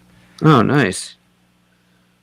I don't remember if we did that. I feel like there was like a couple of instances where we had a lot of steps, but that just could have been, could have been anything. It was a lot here also. I gotta tell you though, if I got to the top of a thing where I had like 1,000,000 steps and then my teacher was at the top, I would just jump off the side. I'm out. We're like, Fuck what this. are you doing here? Wow, this thing is this. I don't know. It seems like it was. Are there other steps there besides this? This looks a little different than the one I remember. This could be it. It could maybe we. Looks did like a this. Jenga. It was something similar. If it wasn't this one, it was similar. Yeah, there's just so much cool stuff out there, dude. Like the hot springs and just all like the way the volcanic activity works, and just it's like incredible. The water is completely different. There's just I don't know. It's like a different world up there. I would love to live out west. Utah, Colorado's. It worries me because it's a blue state. But Very blue. like I don't know, Utah, Wyoming, something like that. Maybe Idaho. Utah scares me because I don't know. I've just heard some really weird things about Mormons, and I don't know. Just they make me Like nervous. Provo. Just don't know how to, I'm sure they're fine. I mean, they're always super nice, but that's also a red flag for me. Like, why being Oh, the so nice? niceness. I worry Yeah. that it's too white. It's like too Anglo-Saxon. I struggle with Too that culture. too Anglo-Saxon. That's funny. Even Joe and Dobez were on yesterday talking about Germanic culture, and I was having triggers. I'm like, oh, this panel got way too white for me. Dude, Sam is German, and like, oof. That's what she was saying. But she seems fiery for a German. Well, yeah. I think that's the Irish part, Oh, but definitely. Okay, that explains yeah. it. But the German part, it's like very getting compliments or good jobs from Sam is like pretty hard. Like, you're doing good when she doesn't complain about it. Oh, that is her compliment. Yeah. It's a total German thing. She's not mean. Yeah, She's they're just very frosty and reserved. It very. it creeps. I don't know how to interface with them. And then Sometimes when I they don't get either. together, I realize that they're judging everybody that's not like them as falling short of their excellence. But you know what? On the flip side, she's like extremely caring. So like anybody that's in need, or like if she sees a door was left open, or somebody left their purse in the, in a car with the window down. I mean, she would literally put the window up and like put the bird. Like that's how she is. So as much as she can be a little Is that a salty, German she's. trait, or is that I don't know. just It's a good question. maybe that's her compassion and agreeableness? But yeah, no, we've stopped the car several times to get somebody's stuff out of the way, or it's all usually her, so she does care. Yeah, I find her caring. Zephyr, I would love to take a road trip and like take the show on the road. I could go to all these spots along the way, like all the national parks. I could talk to people and interview people everywhere I stop. I would just love to like show a slice of America as I travel across it. Yeah, man, it's pretty cool. What about the Grand Canyon? You ever been out there? I have never been. I know Vegas had these helicopter tours you could take that take you there, but I never took one. Yeah, dude, it's fucking breathtaking. Oh, Zephyr, I definitely will. See, well, what I would do is I would find people from the Panelverse that I don't think would kill me or beat me up, and I would plan my route around the different stops so I could hit their towns on my route and see the different sites around those areas. And then I could stream like if I get to New Mexico, you and I could do a live stream together, live from New Mexico in person.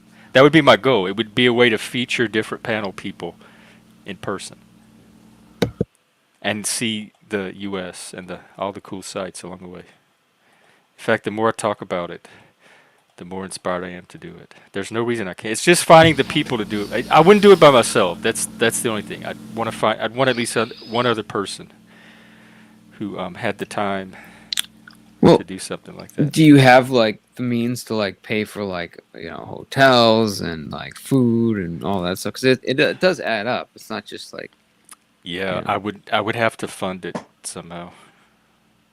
So maybe if I grow and get more of a stable channel base, Or something just could come you just from have like that. a fund that goes towards it. I'm sure people would be happy to. And it wouldn't take much. Like I could sleep in rest stops or I would camp whatever I could. It wouldn't even be a lot of hotels. I could eat cheap. I could sleep cheap. It's just the experience of it. I could keep the cost very low. Hey, Dom. Dude, Key is releasing an MPV, a multi-purpose vehicle, whatever they call it. It's like a mini van, it's like one of the first like mini mobile homes that Kia has ever done, Oh, and it looks pretty awesome. It's like a tiny home style van, and I think at the Kia price points, I don't know how they're gonna price it, but it's pretty impressive. I seen a release of it the other day. is it a pop-up camper? It's like it's more like a ProMaster van or a Ford Transit that is like furnished and not just like a aluminum space. It's like furnished with like Oh, seats and wow. pull out bed, and yeah, it's actually pretty amazing. Like something like this. Yeah. So this is people are taking these regular. This is a regular ProMaster van, and then they just outfit it with stuff to live in. So that's actually relatively like it's not really modified very much. But I've seen them literally like modify them with hardwood floors and AC from the ceiling and electricity, water, everything. Um, but I guess this one is coming with all the stuff that you need. It's just kind of plug and play. So it's interesting. I was going to watch this company and see how they do with it. But something like that, dude, can you imagine? Just all you have to do is Yeah. worry about the fuel and you just That drive might be and film. worth it. I could even rent something like that for the trip. That would be a good way to make a move too. I could do it when I could attach a U-Haul behind it or something, and then just if I find a place along the way that I like, I could just set up in a new place. Right? And it's not that expensive for, There's nothing keeping me here, believe me. yeah. Well, What is solar maximum, Zephyr? oh, this is so cool. I'll let him explain it. That's so cool. Look it up. We're in it right now. Was it the Crazy. flares? Basically. Oh yeah, that's why I keep having these internet connectivity issues. Yeah. So every, Maybe this spring, okay, I have a goal now. I can ride out the winter here. They say it's going to be colder than usual. And then when the spring hits, I can be all set up and ready to take the show on the road. yeah. I don't know. If you have some kind of funding to pay for just basic like water, electricity, at hookups and stuff, you should be fine, dude. Yeah, I think I could pull it off easily. But I don't know if this guy's explaining it to you, but every 11 years, the sun goes through a period of. Here it is. Yeah, it goes through a period of increased activity or minimum activity. So it's like I don't know. It has to do with the realignment of the magnetic polarity of the sun. So And it affects us here. right. So 11 years ago, we were at a minimum. This year, 11 years later, we're at a maximum. Are we at our peak? We're in the peak now, so it's going to We are in the start peak. reverting back to the minimum. Yeah. We've officially maximized. But what you can do is if you Google it, you'll see pictures of the sun through a filter. And on a minimum cycle, you'll see like pretty much just yellow. There's no spots or anything. But on a maximum, you have all these like black spots that litter the sun's surface. And that's where you're getting these CMEs, coronal mass ejections, there you go, that are spitting out. And this sunspot that's that big one to the left and then the pair right next to it to the right of that, those have been spitting out these like crazy powerful like So these are stable yeah entities. well, what they're doing is if you look at, they actually have videos where you could see them, and you see this like almost like a rainbow of plasma come out, and then it breaks and it spits out, plasma right into space. And if it happens to be facing towards us, it literally hits us directly. But we're blessed to have a magnetosphere that literally shields it and like deflects it all around us. But the residual energy goes to the north and the south poles, and that's where we see the northern lights. So if you ever see that like glowing green and purple, Is that why the lights are so intense lately and you can see them from all over the place? exactly, because we're getting hit. And the stronger the hit, the further down towards the equator these northern lights go. So it should show you, if we're seeing northern lights in places we never really see them, that we're getting hit pretty hard. And even to the point of knocking out cell service. I've heard radio activity Or be. internet connections. Yeah. So, What does it have an effect on us, like our brains or us as humans? I mean, it's radiation, but it's not really hitting us as much. So it's really affecting like the satellites and the Okay. wires and stuff like that. Not really us per se. but maybe he Zed. can explain it. Hey, just I just heard you talking about the Northern Lights.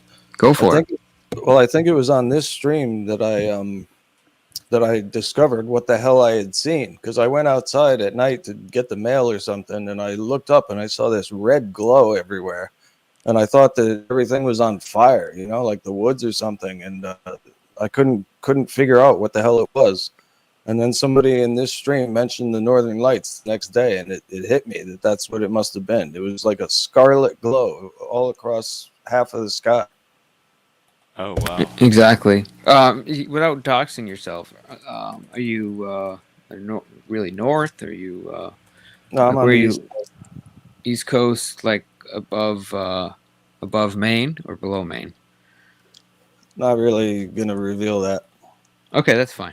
But the closer you are, basically, like Maine is like where you get pretty much no city lights is where you're gonna see it a lot, especially right now. But dude, there are reports of people seeing it down near like Florida, northern Florida, and Texas. That's Yeah, how far Alabama down it too goes. was Yeah. was in the zone. Yep. Yep. But essentially, all it is the solar particles get. You got to imagine the solar particles like those things with the magnet where you had like little iron flakes and you would shake it and it would go to the poles of the magnet. You would see it all just like shoot to the bottom and to the top, and you'd see the magnetic waves essentially form. You guys know what I'm talking about, or no? Not really. Supposedly you could see it from here, but I'm just too lazy to ever go outside and try to find it. Well, there was a toy when, especially in the '80s, but where you had like iron flakes and like this little thing, and you would shake it, and it would reveal there's a magnet in there. All the flakes would go and point outward from the poles, and that's essentially what's happening. The stuff's getting reflected around us, and then the solar particles are actually getting drawn to the top and the bottom of the planet.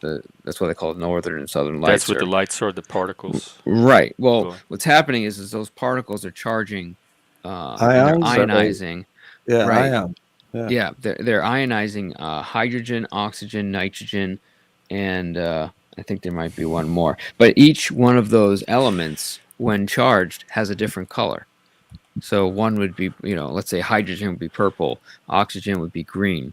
You know what I'm saying, et cetera, et cetera. There is a certain color. You guys can Google it, but explains all that. Yeah, what I saw was like a scarlet color. I mean, it was like the reflection of fire in the sky. Yeah, I want to say that's nitrogen, but you guys can Google it and correct me. But that's pretty cool you saw it, man. It's Yeah, breathtaking. well, it's cool that I know what it was, or I would have forgotten about it. Just another day in the life. Yeah, Glowing shit red happens. sky. Things happen.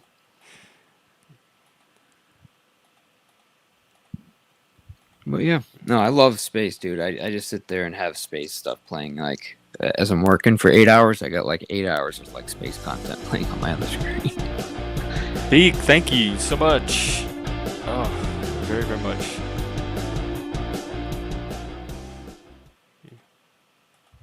Did you guys see the thing that NASA did where they sent a probe to an asteroid and then brought back a sample from it? Yeah.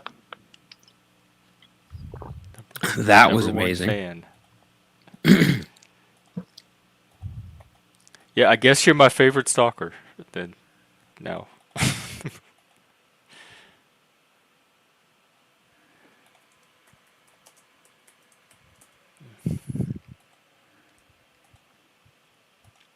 You are the. Let me decode this.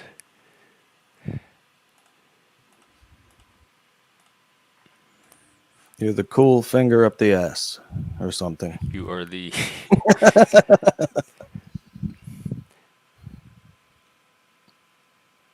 Ooh, I don't. Stop it. Yeah, I've graduated to McDonald's French fries. No, I rarely eat those cup of noodles. That is bottom of the barrel desperation. If you No, see you me with gotta them. get the good ones, man. Get the Nung Shim Udon. Is that the one that or- come in like the bowl? Yeah, yeah. I never know which one because they have Chinese writing and weird ingredients. I never know which one to get. That's why I don't do them. Oh my God, Zephyr, thank you too. Moose, Just your get powers are working. I'm very bad at promo. I just rely on intrinsic motivation. But now that I think about it, I don't even have that when I'm on other people's panels. Freedom fries, absolutely. I'm gonna go get some more this week. I want some already. I'm working you on it, Joe. Eventually, I'm going to be able to invest in McDonald's and own some of the business to offset that inflation. That's my goal. you got to ask Joe about their stock, see if they're worth it. Yeah, well, he was researching them after the Donald photo op, and then the E. coli hit like a day later. But Yeah. I think that's just one of those temporary blips, not to get panicked Yeah. about and to just Yeah. keep letting it ride. Because I think McDonald's is going to be okay long term. It always Those goes are up. those are the blips you buy in when it tanks a little bit. Yeah, Ah, you buy yeah, the good dip. point. You buy the dip. So I was watching this thing. I love this guy, Stephen Gardner. He's a big like Trump fan, whatever. He reports all the news. He's definitely biased. Let's be honest, but he brings a lot of stuff to the table. But he had a guest on that was talking about Nancy Pelosi and her trading abilities.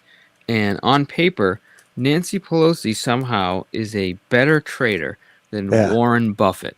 Yeah, Now, she's amazing.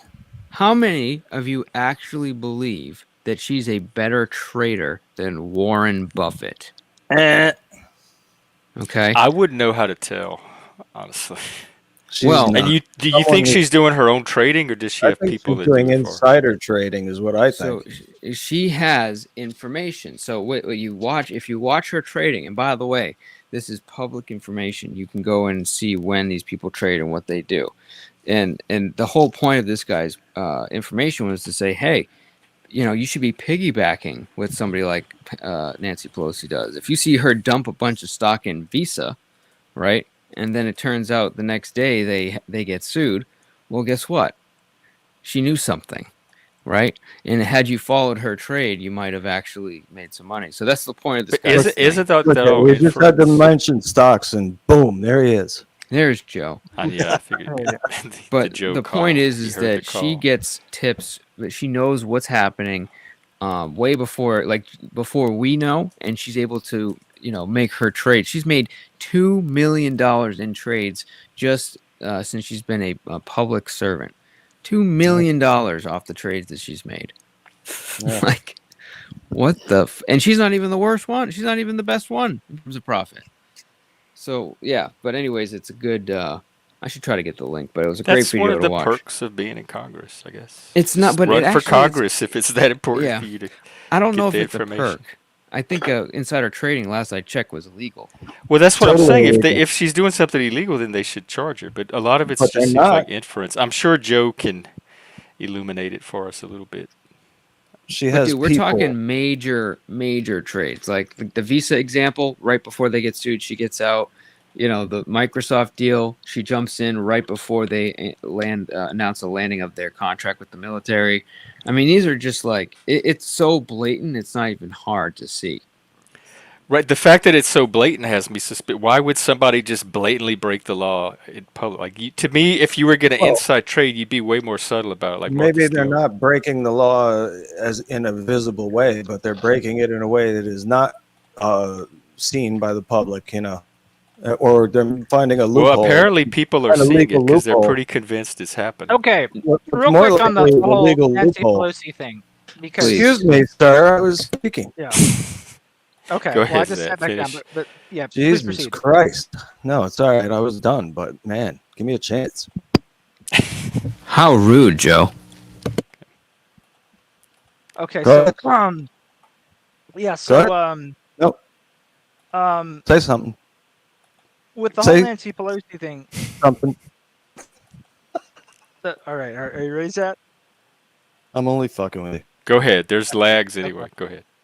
Okay, with the Nancy Pelosi thing, I actually do believe that she's a better trader than Warren Buffett, because Buffett is not a trader.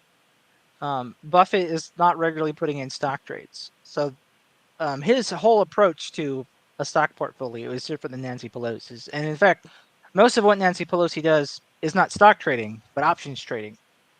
And so she does a strategy with deep in the money calls that it basically allows her to get usually around 2 times the rate of increase of a stock movement. And since she is, a top-ranking member of the House, is been the speaker for much of her time, she knows when certain news events are going to break that will likely influence certain securities. And so if she can get a deep in the money call on, say, Google, and she knows there's something that's going to break in the news, maybe related to the public budget about tech, and Google will benefit. Deep in the money call will basically allow her to get about 2 times the return of the movement of Google. So another thing too is she's using a much smaller pool of capital than Buffett. Buffett doesn't get as big of a return because he's got so much capital now that he can't get huge returns like Pelosi can anymore. In the 50s, he was getting like 40 to 50% annual returns because he was starting out with much less money. It's easier to move that around. And so with Pelosi, it's a matter of the size of her capital base, the instruments that she's using, and then the fact that she's in a unique position to know when certain things are going to hit, and to be able to use that timing well. And it's not something that I think the individual could very easily replicate, just because it's such a unique set of factors there. Is it illegal? We'll find out. That's all I was going to say. It's What do you? Yep. No, what do you How think are we going to about find out? Is she being charged with something? It's up to somebody to bring a case against her. My guess is So nothing until they happens. do, we don't like. Yeah, But she my can't guess be is the nothing only happens. one doing this.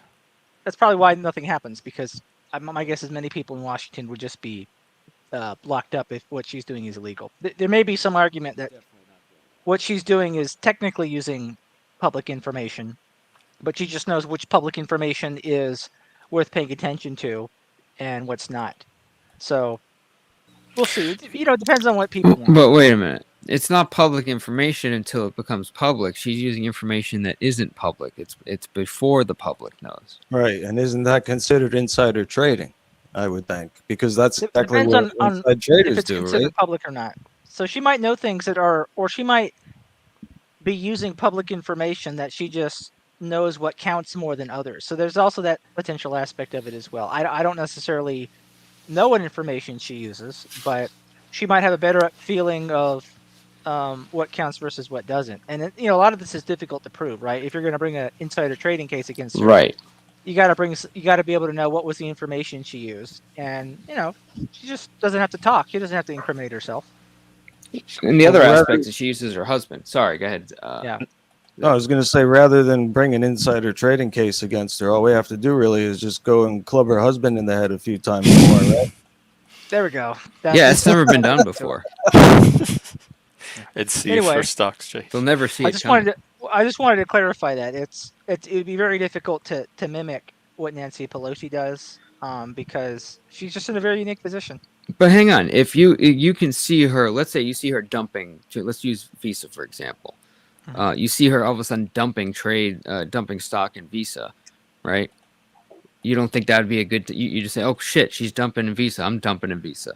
You can't piggyback on her trade moves. I mean, maybe, but I think you just have to be able to know when she's doing it quickly enough, and you may not get the same price opportunities that she does. So right, you're behind her. And plus, Visa's still a pretty decent company, so she might only be gaming a certain market movement, but that doesn't necessarily mean Visa could be down 10% in a week. It could double within a year from that same day. 100%. Which is the right or wrong answer. It really depends on where your strategy is. So you really need to make a strategy that you understand, in which you feel like you know what's going on. You have your hand on the wheel. Trying to copy Nancy Pelosi, she's using her own strategy. It's just not great. Don't be a copy. Don't even copy Warren Buffett, but just learn what Buffett does. And So I'm not suggesting copy. What I was talking about is what this guest on Stephen Gardner was basically pushing, which is that either some kind of company or some kind of service that gets you that information quickly, because it is public information on trade moves that are being made by people that clearly know what's going on. So you can, you're not going to get the same results, but you can piggyback on, some of their successes and some of their ways to. So that's what he was talking about. But by no means are we giving trading advice here, or am I saying just copy everything that Pelosi does? Yeah, but I know that like a lot of people, like almost every time stocks get mentioned, people are like, "Oh, Nancy Pelosi," and it's just, I don't know what it is that it's like the cocaine of stock topics. I've noticed that it comes up, and I'm mostly just letting folks know, as far as what people can do, it's just a dead end to follow. You're not necessarily gonna get much out of it. The only thing you can really get out of it is not as an investor, but as a citizen. If you decide, oh, I want public policy to change because of what's happening with Nancy Pelosi, but people often like try to talk about both at once, and I just don't find that it's. People need to compartmentalize like what their focus on it is better, I think. So, would you suggest that Nancy Pelosi is just a gifted trader and the best in the country? I mean, she might be good, but it's also possible she's doing something unfair. She's a traitor, all right. I think people need to decide traitor for themselves, like how they feel about members of Congress doing that. But if she's doing it, anyone in Congress could potentially do it. So it's not She's a not the Pelosi only issue; one, it's Jeff. a Congress issue. You're absolutely right. And there's actually others that are far more profitable than she is too. So it's by no means is this only about Pelosi. It's just the easy one to talk about because, hey, I mean, everyone knows what she is, and she's, very much in the public eye. And if there's enough political will there, it'll get changed. But apparently there's not. And it's also her position of being the, a huge influence, in the Democratic Party. So, well, I guess I don't so much worry about them. Who's going to win, do you think? Just a quick. Trump, easy. Kamala. They're going to guilt and shame and scare enough people into voting for girl power, girl boss power. I don't think she's doing as hot as she was. So I'm thinking maybe she flopped. I don't think. I think the more she flops, the more people are going to rally around her. No, because they want the underdog, right? Yeah, she's pathetic. Why would you want a pathetic pathos president? That makes zero sense to me. Because they're defending their belief, their vision, their value. They're like, the more she collapses, the more they're going to dig in around that political vision. Like, it's not like she's going to bomb and they're all going to turn to Trump all of a sudden. They're just going to dig in more as she bombs to save their fantasy world. She keeps going after Trump instead of talking about what she will. They all are. Do. What they trot out is Trump, Trump, Trump. They're trying to run on fear of Trump more than any policy. You can do that, but why wouldn't you also talk about how you're going to help the country instead of how bad Trump is? That's my go to her website. It's all on her website. Go look at her website. That's her platform. She never talks about any of it. She just tells people go look at my website. Go to the website. Yeah, and she said think Trump that they're the party of FDR, but they're not.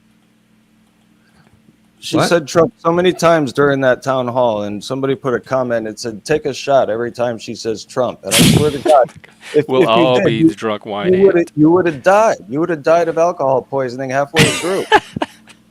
Yeah. I think she's whiny and Karenish, and she does not inspire confidence. Yeah, and I was gonna say, like, a lot of people think the Democrats still think they're the party of the FDR. FDR said, "We have nothing to fear but fear itself." And the Democratic Party just runs on being afraid of Trump and the Republicans. Even before Trump, it was a lot of that. Yeah. Oh, I agree. I'm not a Republican. I'm independent. Fuck yeah. I'm an enlightened centrist. Yeah, but you can't register as that, can you?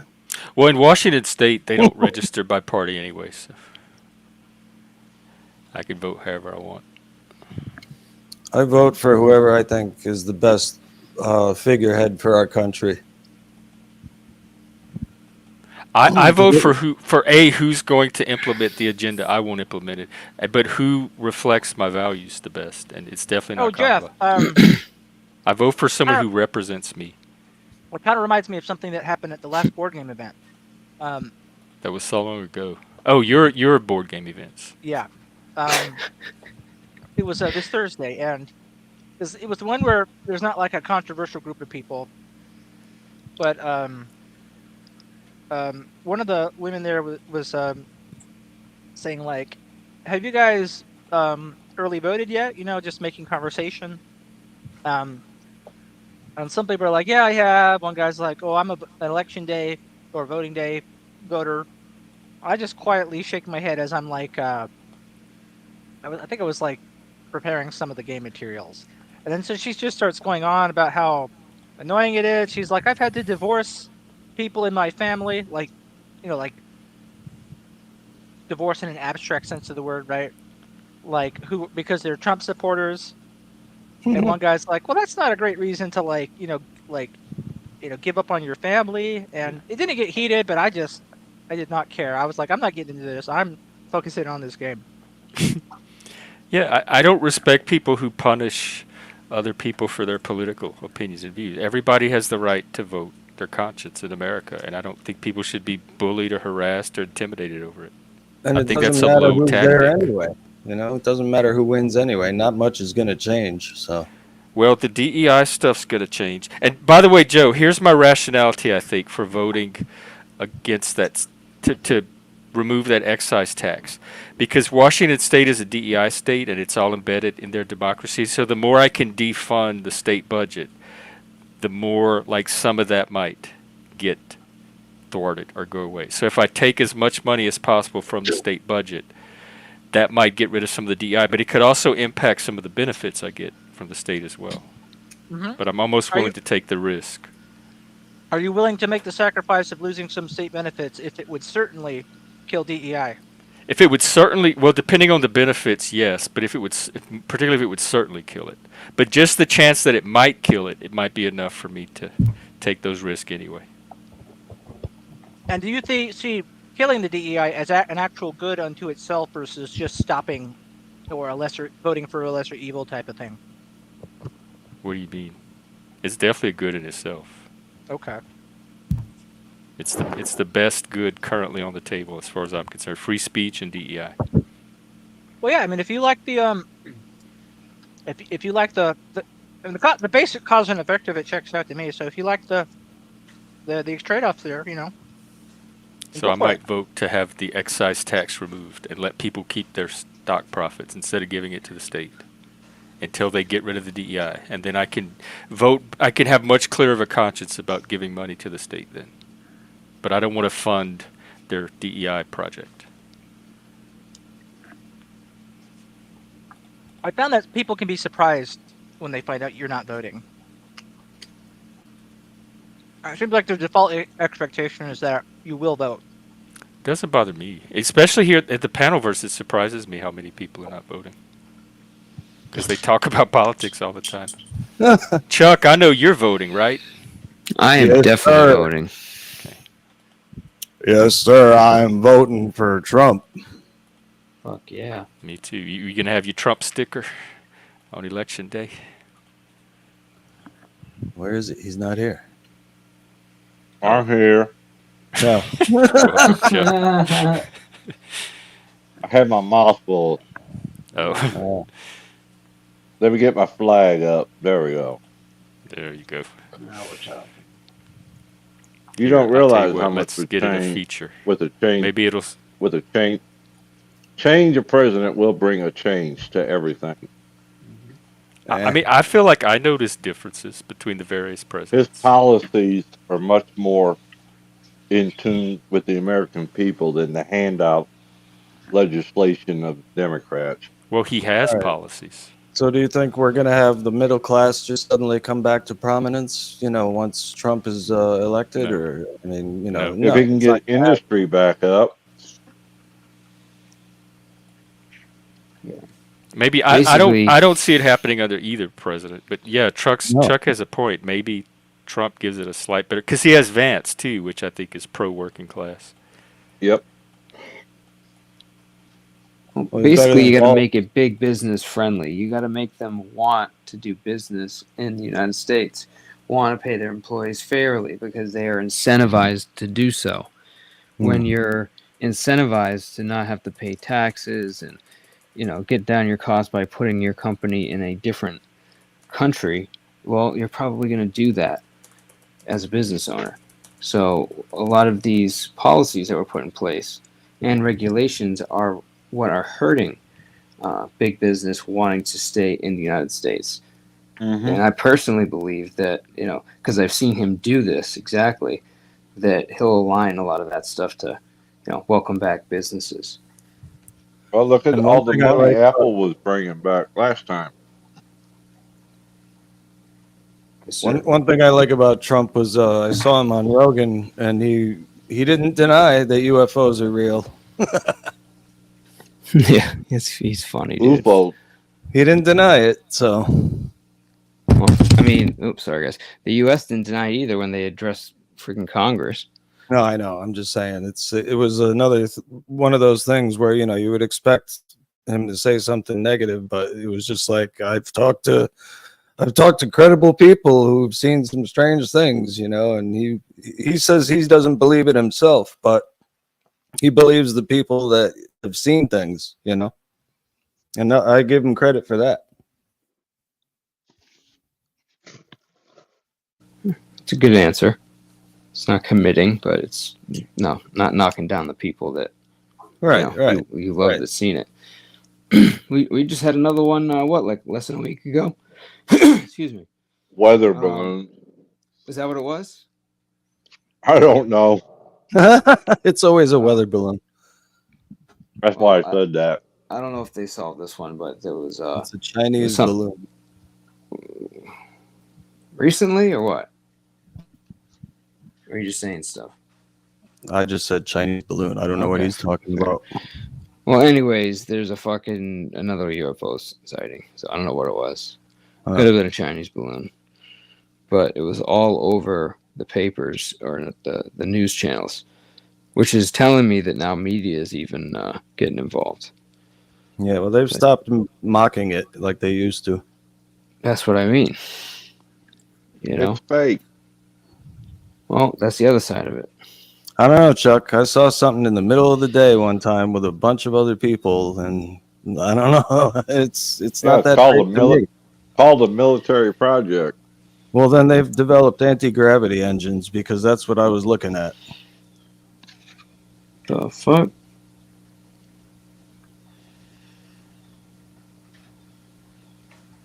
Yeah, I'm not sure what's going on, to be honest with you. I'm still open-minded. I've never seen aliens. Let's be clear about that. Not at least, in real life, but I've seen... Oh, you've never been married then.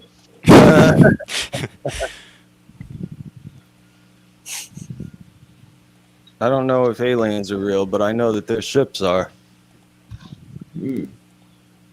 I feel like if they were real, they would have come for me by now. I wouldn't be stuck here on this rock with the rest of you. Maybe they don't care about us. They just want our genetic material. Why would they want that? To rejuvenate our them. genetics is defect. Well, they could be time travelers from the future. They could be humans from the future that have hit a genetic dead end. They can't reproduce anymore, so they're trying to harvest human reproductive stuff and trying to make babies and whatnot. To rejuvenate humanity. Yeah, but we're defective. Why would they want us? Well, because we're the closest thing they have to their own genetic makeup. How do you know that? Oh, it's a theory, that's all. Oh, okay. That's what the H-man thought, too. I mean, we don't even know what kind of life forms they would be. We don't even know if they'd be carbon-based. I mean, people say, oh, if there was such a thing as time travelers, you would have seen them coming back by now. Well, maybe we are seeing them and they're UFOs, But we don't know. Yeah, I definitely don't. And like Zephyr says, they could be other dimensional beings, which is also something I believe. If you can manipulate gravity and time and space the way they do, then you could easily slip through dimensions, probably. I listen to this program. Huh? What? Do what? he said something, but I couldn't hear him either. But I've actually always thought that these are not the reason why we don't see them is they've sent over like basically the equivalent of like a drone. So they want to just send stuff out, get information, get it back. So you send something that is, like lifelike, has life characteristics, but is purely just a program slash robot, whatever, that Yeah. gets the thing there and gets it back. And in the It's like a process, yeah, like a yeah, biological entity that serves one purpose, which is to just come here and get our shit and leave. exactly. It's so interesting how these drones seem so Earth-like, like And that's made probably of for a Earth reason. materials and designed Yeah. similar to something humans would design. So I'm only saying in the possibility that this is actually, aliens, not some experiment that the U.S. has been doing on craft. That's all I'm saying. And it seems to me that that's what it's like because they don't have organs. They don't have, anything they've ever found, quote unquote, is like asexual. Yeah. Yeah. No reproductive organs, and they said that they smell like ammonia. And they believe that they exude It's true. ammonia through their skin, and that's how they cool themselves off through the evaporation of ammonia on their skin. Fruit stripe. Is that what you're talking about? No aliens. Oh, no, in the chat. Sorry. That was my favorite gum with the zebra, Yeah, I the know gay that's cool. zebra. He had a name. Let me see what his name was. I forgot about fruit stripe. Oh my god. And they had the pink and purple yellow one too.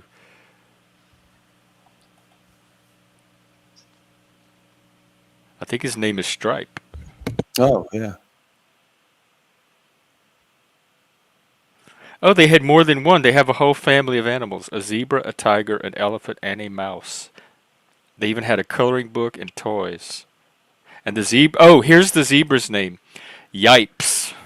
His name is Yipes. Yipes. Wow, I didn't know all this. Do they still make it? I think so. Do they make fruit stripe? Yeah. Let's see. What it says was, and what happened to it? A new variety fruit stripe gummy candy in 22. In January 2024, this year, Ferrero announced that it would cease further production of fruit stripe gum. So this is the year it died. Yeah, I'm Why? looking at a chewing gum 1-pack discontinued collectible on eBay for $13. No.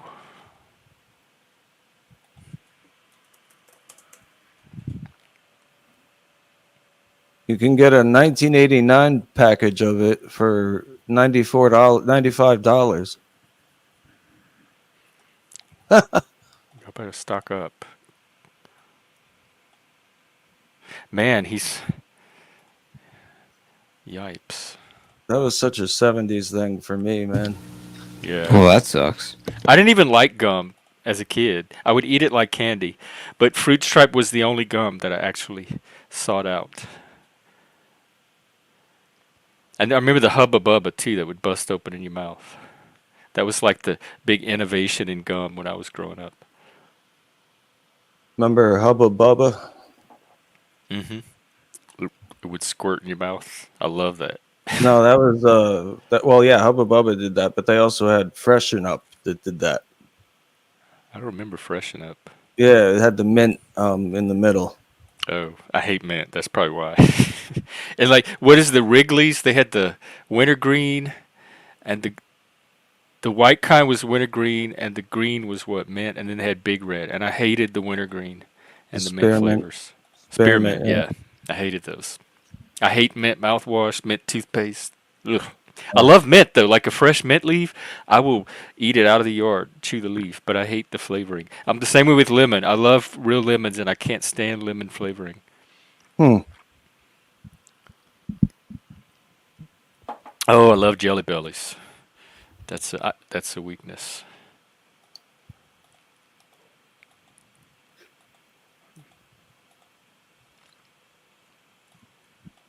We have Halloween candy here, and I don't even look at it. What y'all have this year? Is it the little chocolate bars Yeah, mix? nothing special. Like nothing good. The Reese's, you'll probably have at least a little mini Reese's in there. Nah. No, I want like something like sweet tarts. I like those things, but they'll break my Oh, I teeth. forgot about sweet tarts. Yeah, and they had the big. What were they called? You get like The two or chewy three one. big round ones in a pack. Yeah, and they were chewy. The soft one. Yeah, was Yeah, that yeah, chewy sweet tart? Oh yeah, yeah. those are Oh good. yeah. And I Yes, I like do jelly remember candy cigarettes. We would pretend to smoke them on the playground. Yes. Smarties. Yeah, dude, if you put a Reese's like pumpkin or Reese's like egg in front of me, where it's like just peanut butter with just like a little thin chocolate layer, bro, shit's gone in like I literally know. 4 seconds. Love that Reese. Yeah. Especially they have them now. I think where you could get them with double peanut butter. Yeah. I always feel bad because I feel like I should share, but it never gets that far. It's like wrestle with the wrapper and then it's gone. It's gone. Zephyr, that reminds me of the colored markers that we would smell. Oh my God! If I had, I want to go get a pack now just so I could relive those smells. It was so weird though, don't you think? I remember that. It's like, why do we? I gotta drop down, Jeff. I'll see you guys later. Okay, Hey, see you, man. take care, Have a Zach. good one. It's good seeing you. You too. Fake peanut butter? What do you mean? Does that mean it doesn't have roach legs and rat hair in it then? That makes it even better.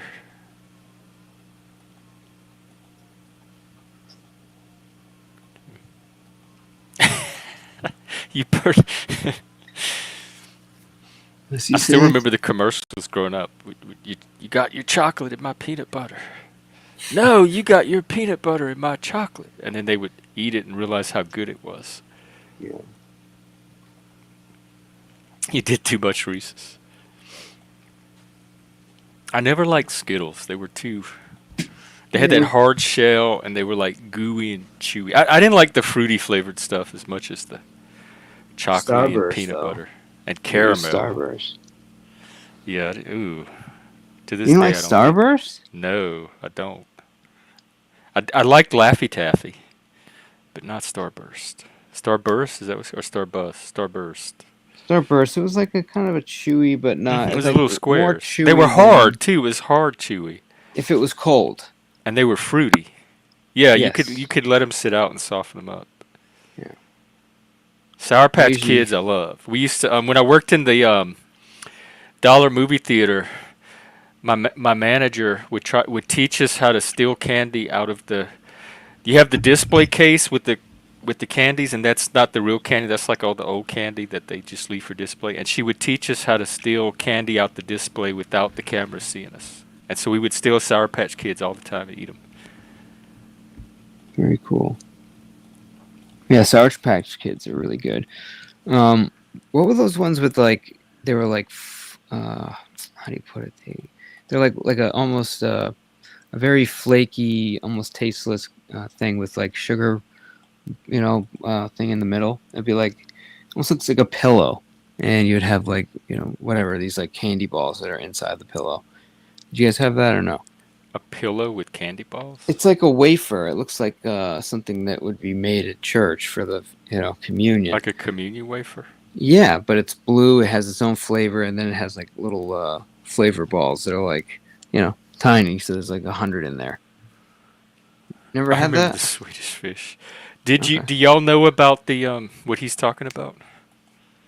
Yeah, so we had those, and the same maker did the candy cigarettes, and I remember bunch of those them. like peanut butter planks. They had like the white and brown stripes, and they had coconut planks with pink and white, yellow stripes.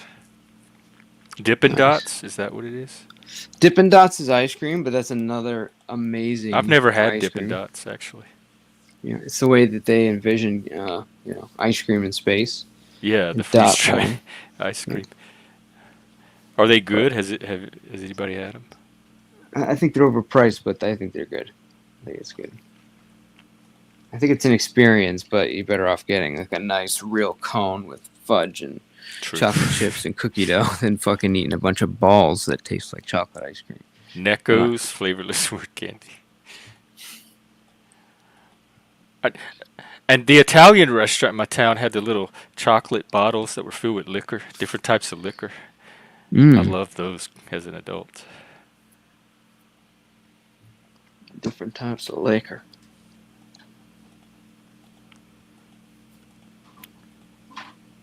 Oh yeah, lemon head and the red hots and the Boston baked beans. I remember those two, and the raisinets. Oh my god, the raisinets. Forgot about them. Oh my god, those orange peanut marshmallow, gross. That's almost right up there with candy corn. And they had this other thing. It was like orange slices covered with sugar. They were this jelly, gooey candy. I hated those. Yeah, between the pink, the orange peanut marshmallow things and the candy corn, I don't know which one I would vomit up first. Oh, well, I didn't know they had a daiquiri ice. Do they have? They got to have more than 31 flavors now, or do they recycle, like cycle them out so they stay at 31? I don't know. I haven't eaten ice cream in forever. Necco, I do remember them. They were like the little disc.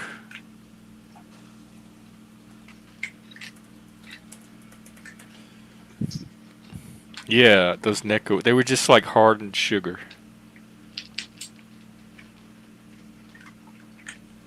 It's the same, like the little candy hearts. It was the same type of candy, but it was in a disc.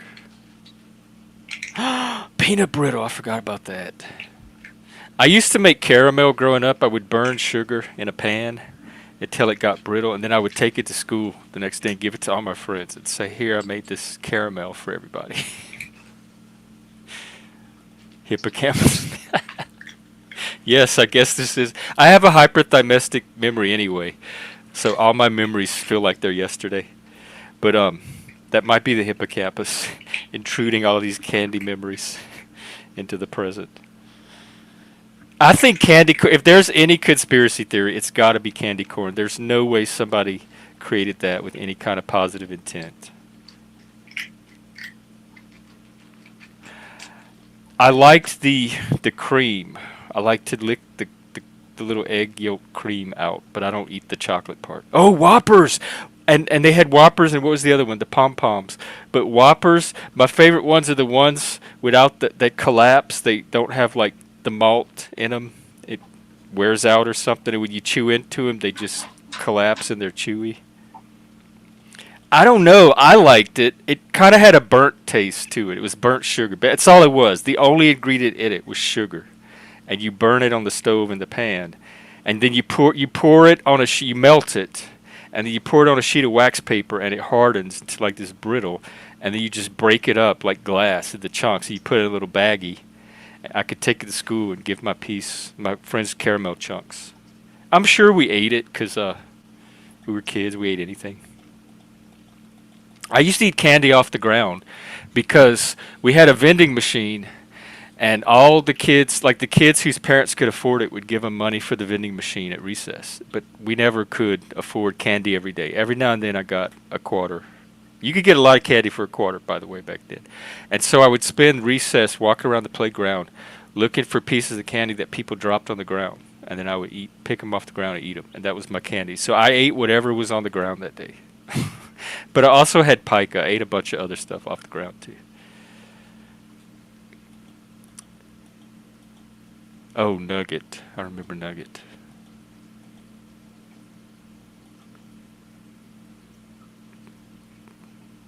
Three Musketeers. What is it? The thousand grand, what is it? $10,000 bar or something. And Payday with the peanuts. Paydays were pretty good. Somebody say Payday with peanuts. I'm starving. I know. I have to go get lunch soon now. I wasn't. It's not really starving because they fed us at lunch. It was seeing everybody else get candy and you not have any, it's not really starving, but it does spark something in you where you want the candy too, even if you're willing to eat it off the ground. Yep. Your body's Rock saying, candy, hey, gross! I forgot about rock ugh, candy. Move disgusting. candy corn up a notch and put rock candy right underneath that. That is the Wow. grossest shit. It's like hardened sugar on a stick. I hate rock candy. Gross.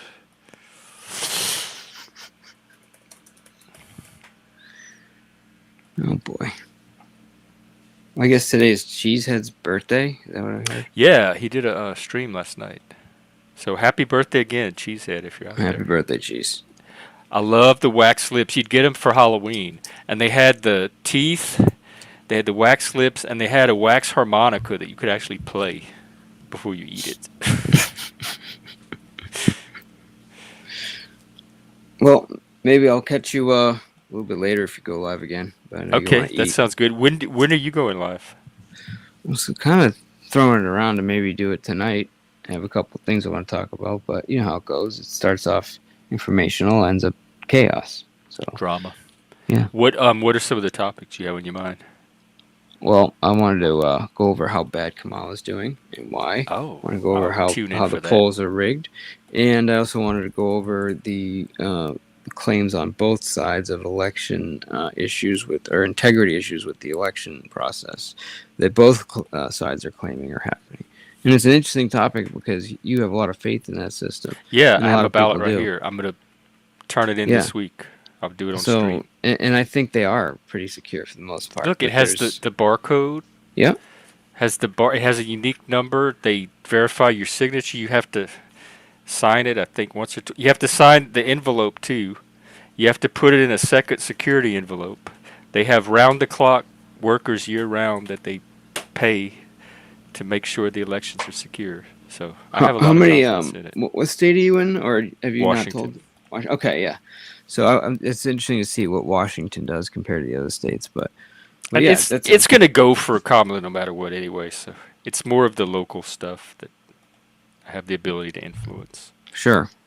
But those are the basic three for now, and then Okay, here I'm going to drop Mr. P's channel. He may go live later. Let me see if I can find it. Late night with Mr. P. And then the other thing on the drama side, Cerrone said something about maybe potentially wanting to move forward with a channel. So I was going to cover that too, and I don't maybe know. maybe He's we'll make sitting one on live. a gold mine. If I had as much drama as he did, I would monetize that shit. I would too, but I don't know. He has his reasons, I guess. Yeah. No, Jess, it really didn't. We had a nice chat. We've been having some good streams, like for weeks now. I think I don't want to curse myself, but I have a good mod team now, and I have a better sense of where to draw that line. So I Good think for we're you. safe. It was like the asteroid storm in Star Wars, and I think we're safely out of it. That's good. I like that. I think I'm setting myself up for some pretty severe dramatic irony there. Yeah. Well, you said it. Oh. But thanks for having me up, man. It's Thanks been for a nice coming little up. convo. Take care. We'll see you All again. right, bud. Bye. Yeah, Joe. It was the Germans versus the Cajuns. Which would be what? The Germanic people versus the Romantic or Celt. I think I have some Celtic part of the French in me too. That I had Joe on that stream.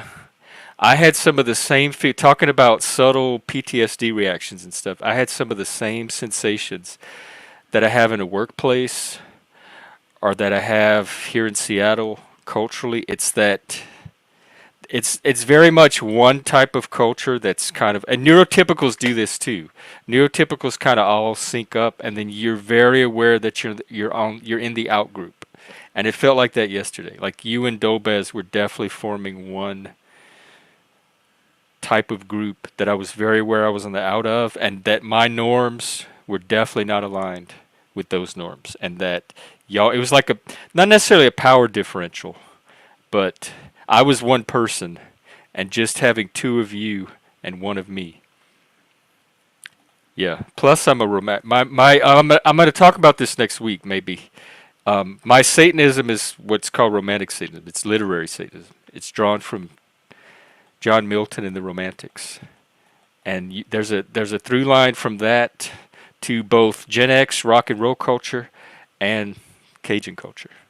So I am a dyed in the wool romantic.